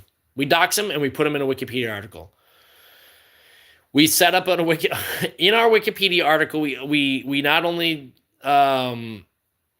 we in our Wikipedia article, we dox the creeps, and then is Warhammer mostly about real-time strategy games? Yes, I think so. I think it's a tactical miniature game. The rulebook and miniature models required to play Warhammer 40,000 are copyrighted. Okay, it's boring. It's dice, tabletop war. Yeah, it's like D&D, right? In a lot of ways. Oh, the lore is not about the game. Oh, that's. Oh, okay. So let's find the lore. Where's the strategy? We're not talking about the game. We're talking about the the setting of Warhammer 40,000 is violent and pessimistic. It depicts a future where human scientific and social progress ceased, and human civilization is in a state of total war with hostile alien races and occult forces. It is setting where the supernatural exists in a powerful and usually untrustworthy, if not outright malevolent. There are effectively no benevolent gods or spirits in the cosmos, only daemons and evil gods. And the cults dedicated to them are proliferating. In the long run, the Imperium of Man cannot hope to defeat its enemies, so the heroes of the Imperium are not fighting for a brighter future, but raging against the dying of the light. Through constant sacrifice and toil, the Imperium delays its inevitable doom. The tone of the game's setting, exemplified by its slogan, "In the grim darkness of the far future, there is only war," shaped the grim dark subgenre of science fiction, which is particularly amoral and dystopian or violent. Hey, can anybody recommend some grim dark science fiction? I'm going to go ahead and open that in a new link. I love this concept. The source of magic in the setting. As the setting is based on a war game, the spin-off novels and comic books are mostly war dramas and protagonists who are usually warriors of some sort, the most popular being the Space Marines. Is there good story? Is there good story in the Warhammer lore? Is there a Space Marine novel that I could read? But the orcs are always just farting and puking, right? The source of magic in the setting is a parallel universe of supernatural energy known as the warp. All living creatures with souls are tied to the warp, but certain individuals called psychers have an especially strong link and can manipulate the warp's energy to work magic. Psychers are generally feared and mistrusted by humans. Psychers may possess many dangerous abilities such as mind control, clairvoyance, and pyrokinesis, which means they can control fire with their brains. Moreover, the warp is full of predatory creatures that may use a psyker's link to the warp as a conduit by which to invade real space. But for all the dangers that psychers pose, human civilization cannot do without them. Their telepathic powers provide faster than light communication, and they are the best counter to supernatural foes on the battlefield. For this reason, the Imperium rounds up any psychers it finds and trains them to control their abilities and resist warp predators. Those who fail or reject the training are executed for the safety of all. Oh, you fail, you die. You fail and they kill you, psychers. I want to know about the orcs. Let's find more about the orcs. Chaos gods were added to the setting by Brian Ansel. I don't care. The Emperor of Man was inspired by various fictional god kings. I don't care. I want to know about the orcs. Find me the orcs. The Imperium of Man is described as an authoritarian human empire that comprises approximately of 1 million worlds and existed for over 10,000 years. Not really that long of a time, to be honest. The faction dislikes aliens to the point that associating with aliens is a capital offense. Damn, no way. I'm all about commingling with the aliens. Have you ever seen The Fifth Element? Was he being weird or like gross to the girl? Is it is it a woman or is it like a young person who shouldn't have this guy talking to them? Because of course, wait, throw him in. Yeah, I have played the game, JD. I have played it a long time ago. I didn't know all this crap. Oh, yeah, that's rude, and it's also weird, and they shouldn't be doing that. It's kind of messed up.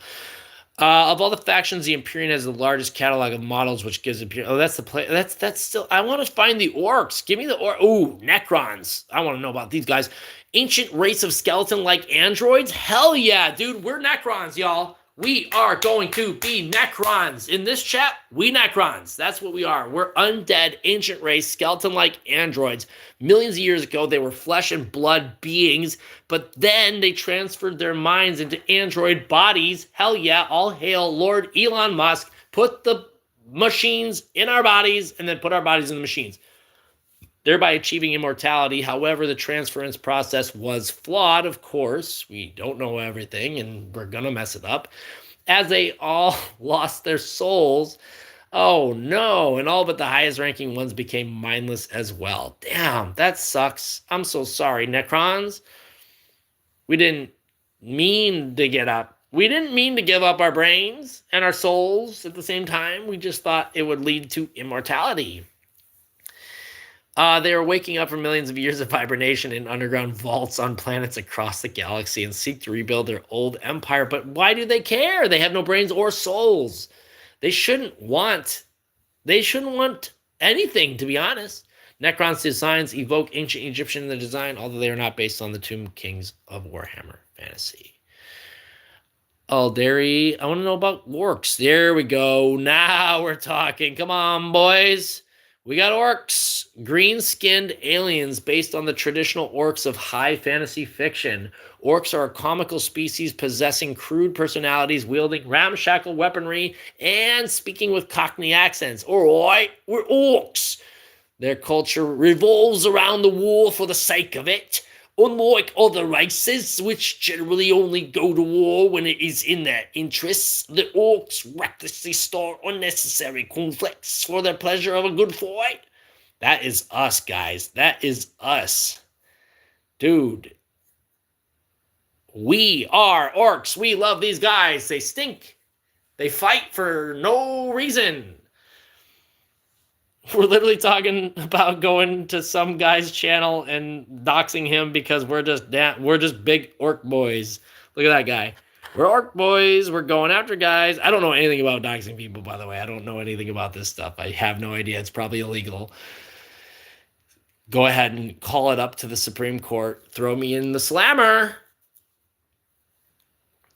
This guy's name. Creep. Certified creep, everybody. Right there in the chat.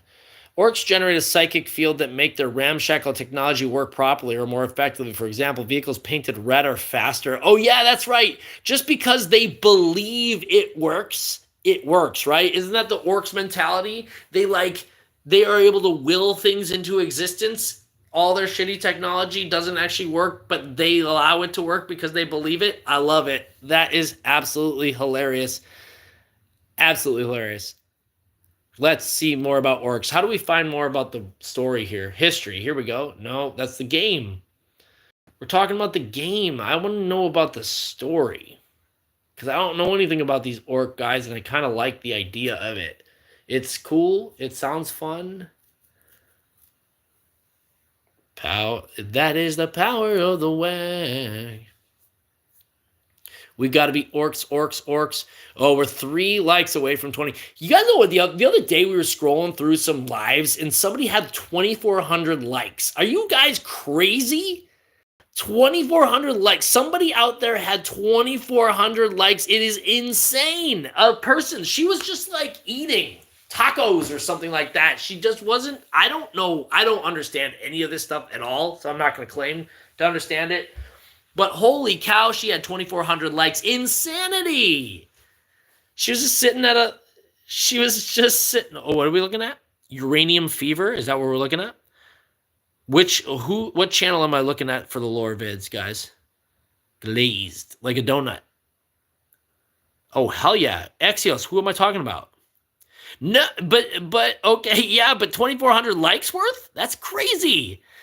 I mean, I don't know how long she was eating. I don't know how many people were watching. I should have looked at the other metrics. Maybe there was like 10,000 people watching, and so that's got to be pretty easy to get 2,400 likes if you got 10,000 people watching a pretty lady eating food. It makes me want to be a pretty lady eating food. That's what I would like to be. I don't even know what I like about the likes. It's just like one of those things you can always just point to. It doesn't matter. Bricky. Okay. I'm going to look up Bricky's Warhammer lore. I love this. Guys, I love it when you guys come out of the woodwork with some weird stuff that I don't know anything about that I can watch while I'm plugging away at spreadsheets at work. Because I get so bored and I've watched every video on YouTube that is in existence. Try me. Just kidding. I haven't seen anything. Uranium fever. Oh, that's what I'm looking up? Okay. She got glazed. She got glazed. She got glazed. The Horus Hearsay. What I want to do is I want to find like a Cliff Notes version of the Warhammer. What I want to know is what is the like a Cliff Notes version of the Warhammer lore. Yeah, dude, I just I got hooked on the models. I got hooked on the most boring part of Warhammer, probably, which was like, oh, I'm gonna sit at home and paint some models, and I follow some guys on TikTok that paint models. Yeah, I'm that kind of loser, you know what I'm saying? But yeah, I like. Wait, Electric, just say what it means. You won't get banished. You're just saying what it means. He's saying that the person, what person is it? The person on, the person that was being a creep was getting glazed.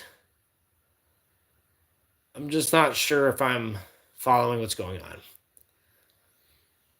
Oh, I see. I see what you're saying. They were saying a lot of nice stuff when she didn't. They were saying a lot of nice stuff to her, and she didn't deserve what they were saying. So she got 24,000 or 2,400 likes or whatever, but she didn't necessarily deserve it. I see.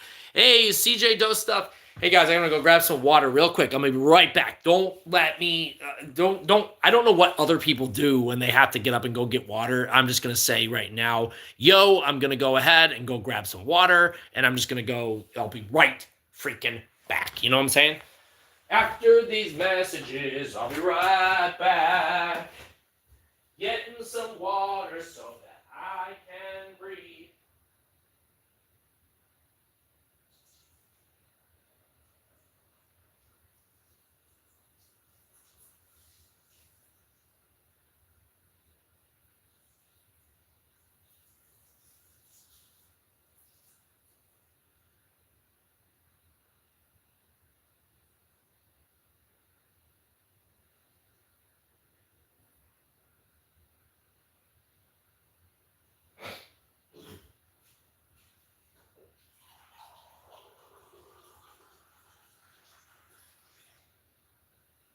I don't know what these streamers do. They must have a little bit of diaper on them. I don't know if they wear diapers or what they do because I don't see streamers getting up to like even go to the bathroom, get water, get food, let the dog out. I don't see them doing anything. All I see them is stream. I don't know how they do it. Electric Fusion is $10.56, $10.56 in debt right now. That does suck. Here I am posting my Venmo or PayPal on this chat. Just see if you can buy me coffee. Yeah, I no, I had to make water is what they say.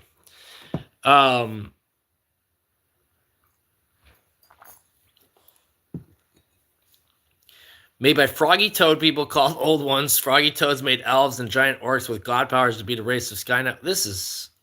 I love the way that you're cliff noting it for me. This is very, very helpful. Jeremy nailed it. Grimdark goes, I'd rather be thrown into a pit with orcs. Oh, so it's not worth watching? Okay. Not worth looking at. 2 more likes and we can get glazed just like that lady did. Give me the glaze, ladies. Throw that glaze on me, baby. I'm trying to get glazed here on this live stream Saturday night. I'm going to, guys, I'm going to go do a live stream tomorrow, 8 p.m. Pacific time. We're going to do doodle. I do these little doodles. I'm not trying to, like, be an artist or be a Picasso. I just doodle. We chat. It's the same. It's basically the same stream, but it's doodling little pictures, and I doodle your requests. You guys can talk about glazing them donuts if you want, and that's basically what I do. It's people seem to enjoy it. I seem to enjoy it, and that's why I do it. I'm trying to figure out what I'm doing on stream, guys. Because I don't know. Obviously, if you're here watching me go through Wikipedia, you seem to have gravitated towards something of interest. I do appreciate that. I'm growing. I'm growing my wings and I'm stretching them out. And I'm trying to fly a little bit. This is kind of one of the things that I find interesting, which is just figuring out things from you and then going through and looking them up and finding out more stuff from you. I enjoy learning some through third party Cliff Note education, and this is very helpful for me. That's right, Electric. I have no. You guys. I talked about how I don't know how to use incognito mode. I can't. I control someone. I'm good at trolling. What you need to find, Electric Fusion, is that guy who was in here from Russia, the Russian game developer, Brecky or whatever his name was, and get his ass out here. I bet he can dox the hell out of some people. Oh, is there a TV show? Hell yeah, man. I want to see this stuff. I want to see a Warhammer TV show. I want to see a live action Warhammer TV show. Gork and Mindy. Orc and Mindy, we are dropping like flies. It's been 2 hours, guys. I think we are going to get out of here. Blue, good luck. I do hope that you can, or Electric Fusion, I do hope if you are on one, I do hope that you can, that you do good in the world. I want to watch the Fallout series as well. A lot of people say it's really great. Ultramarines, I knew that there was a movie. But I didn't know. There was like a BBC television version of this too, right? It's old though. I remember seeing this at like a Wizards of the Coast like games table. They had this live action like video. I gotta figure out what the hell that is. It was old. That was probably 2000. Does anybody know about this?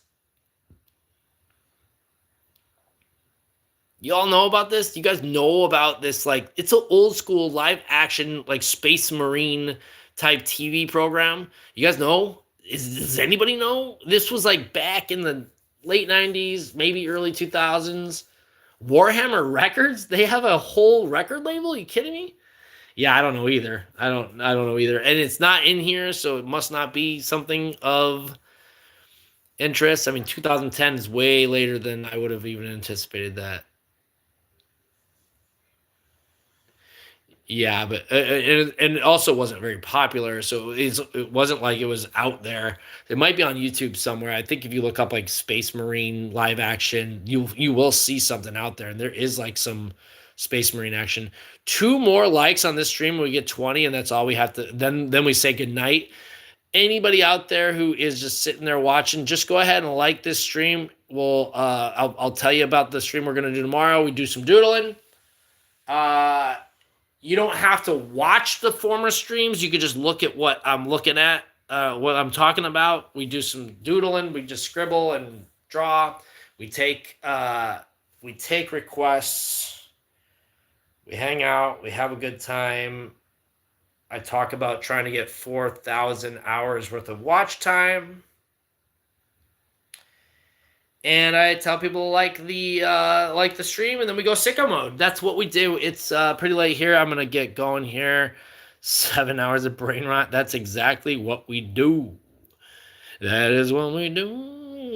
Yeah, I definitely searched Skibbity Toilet before. I do not want to do it again, and I'm not upset about it. 2 more likes. Is that all we need to do? 2 more likes, and I'll follow your channel. Show me where you're at, ladies and gentlemen. I'll like you like the sucker. Hit those 3 dots. Hit that little thumbs up, and then we'll go to bed. And then I'll be back tomorrow, 8 p.m. Pacific. That's 9 p.m. Mountain Time. That's 10 p.m. Central Time. That's 11 p.m. Eastern Time.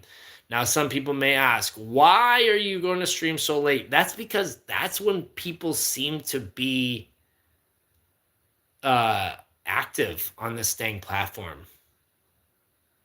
You know what I'm saying? It's odd that that's when people seem to be the most active. I mean, it's Saturday night, so that's why people are active right now. I understand, but tomorrow will be. Yeah, I know. I do. I cry myself to sleep. I'll be like, I only got the 18. I couldn't get to the 20. Cry me a river. Cry me a river. I don't even know what the likes mean. I don't think the like. I mean, at this point, at the end of the stream, the likes mean diddly squat. I think, and this may be me incorrectly assuming what's going on YouTube. I think what happens with the likes in the beginning or the middle of the stream is that it punches it up in the algorithm, and then more people who are scrolling while they're in bed. I think that's exactly what people do, Blue Evan. They're just scrolling around while they're in bed, and they're just messing around, and they're looking at cool stuff. So, wait, Electric, you just gave us 2 different... Oh, I see. That's the name of the channel of the guy who is being weird. I see. But I think you have to understand that we don't know about doxing. I think that's really the important thing, is we don't know. And so we can't do it. I have a feeling that if I did know how, I would do it, but I do not know how.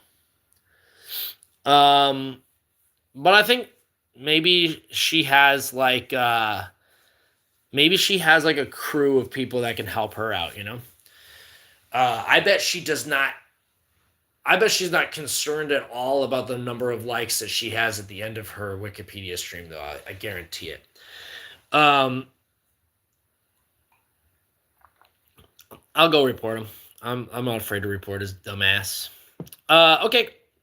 This is fun, guys. I'm going to be back tomorrow, 8 p.m. Pacific. If you all are interested in hanging out at night tomorrow, I'll be there, and we'll be scribbling on some paper. I got some colored pencils and some markers and some dumb stuff. We'll make Warhammer stuff. Oh, am I competing against Just Jules' Wikipedia stream? She doesn't know shit about Grimace, gosh dang it. I'll go head-to-head with Just Jules, the dumb little lady with 1.4 million followers. I'll crush her. We got 1.2 thousand. We will crush this lady. I don't care if she's only a 13-year-old child. I'll crush this person. The vendetta begins right now. I don't care. I'll crush a 14-year-old. I will crush a 13-year-old child. I will crush a 14-year-old child.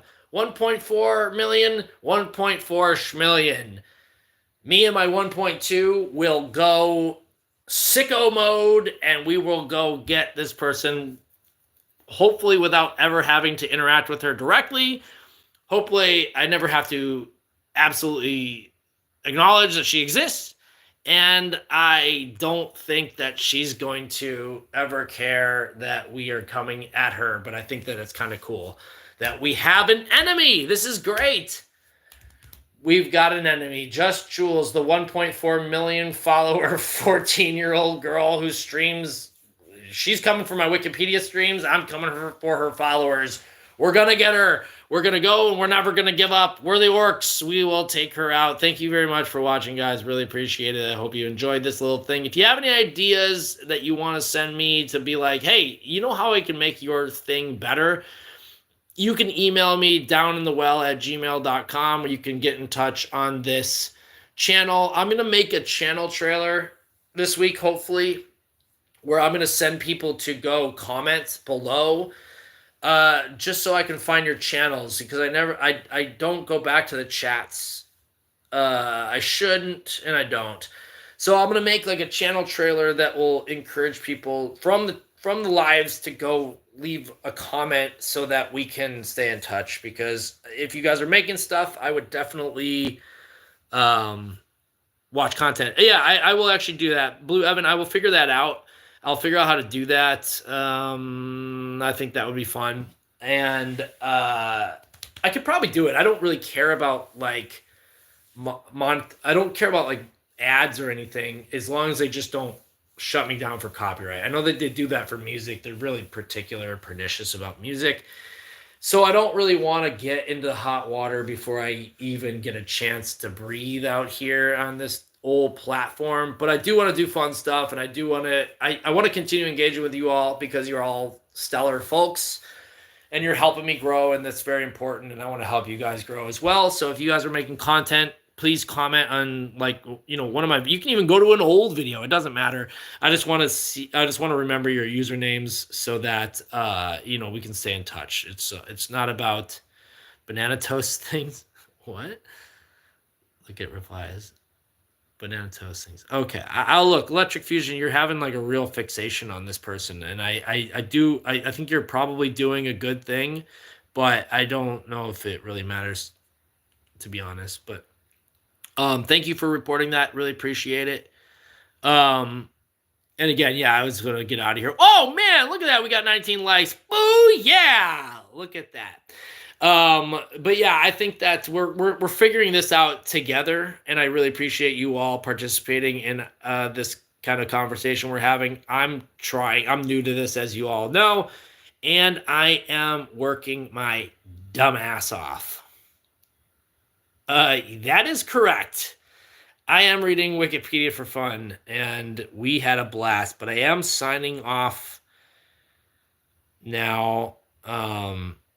Hell yeah. Thanks, Blue Evan. We're Wikipedia Kings, and we're getting out of here. I'm going to be back at 8 o'clock p.m. Pacific time tomorrow.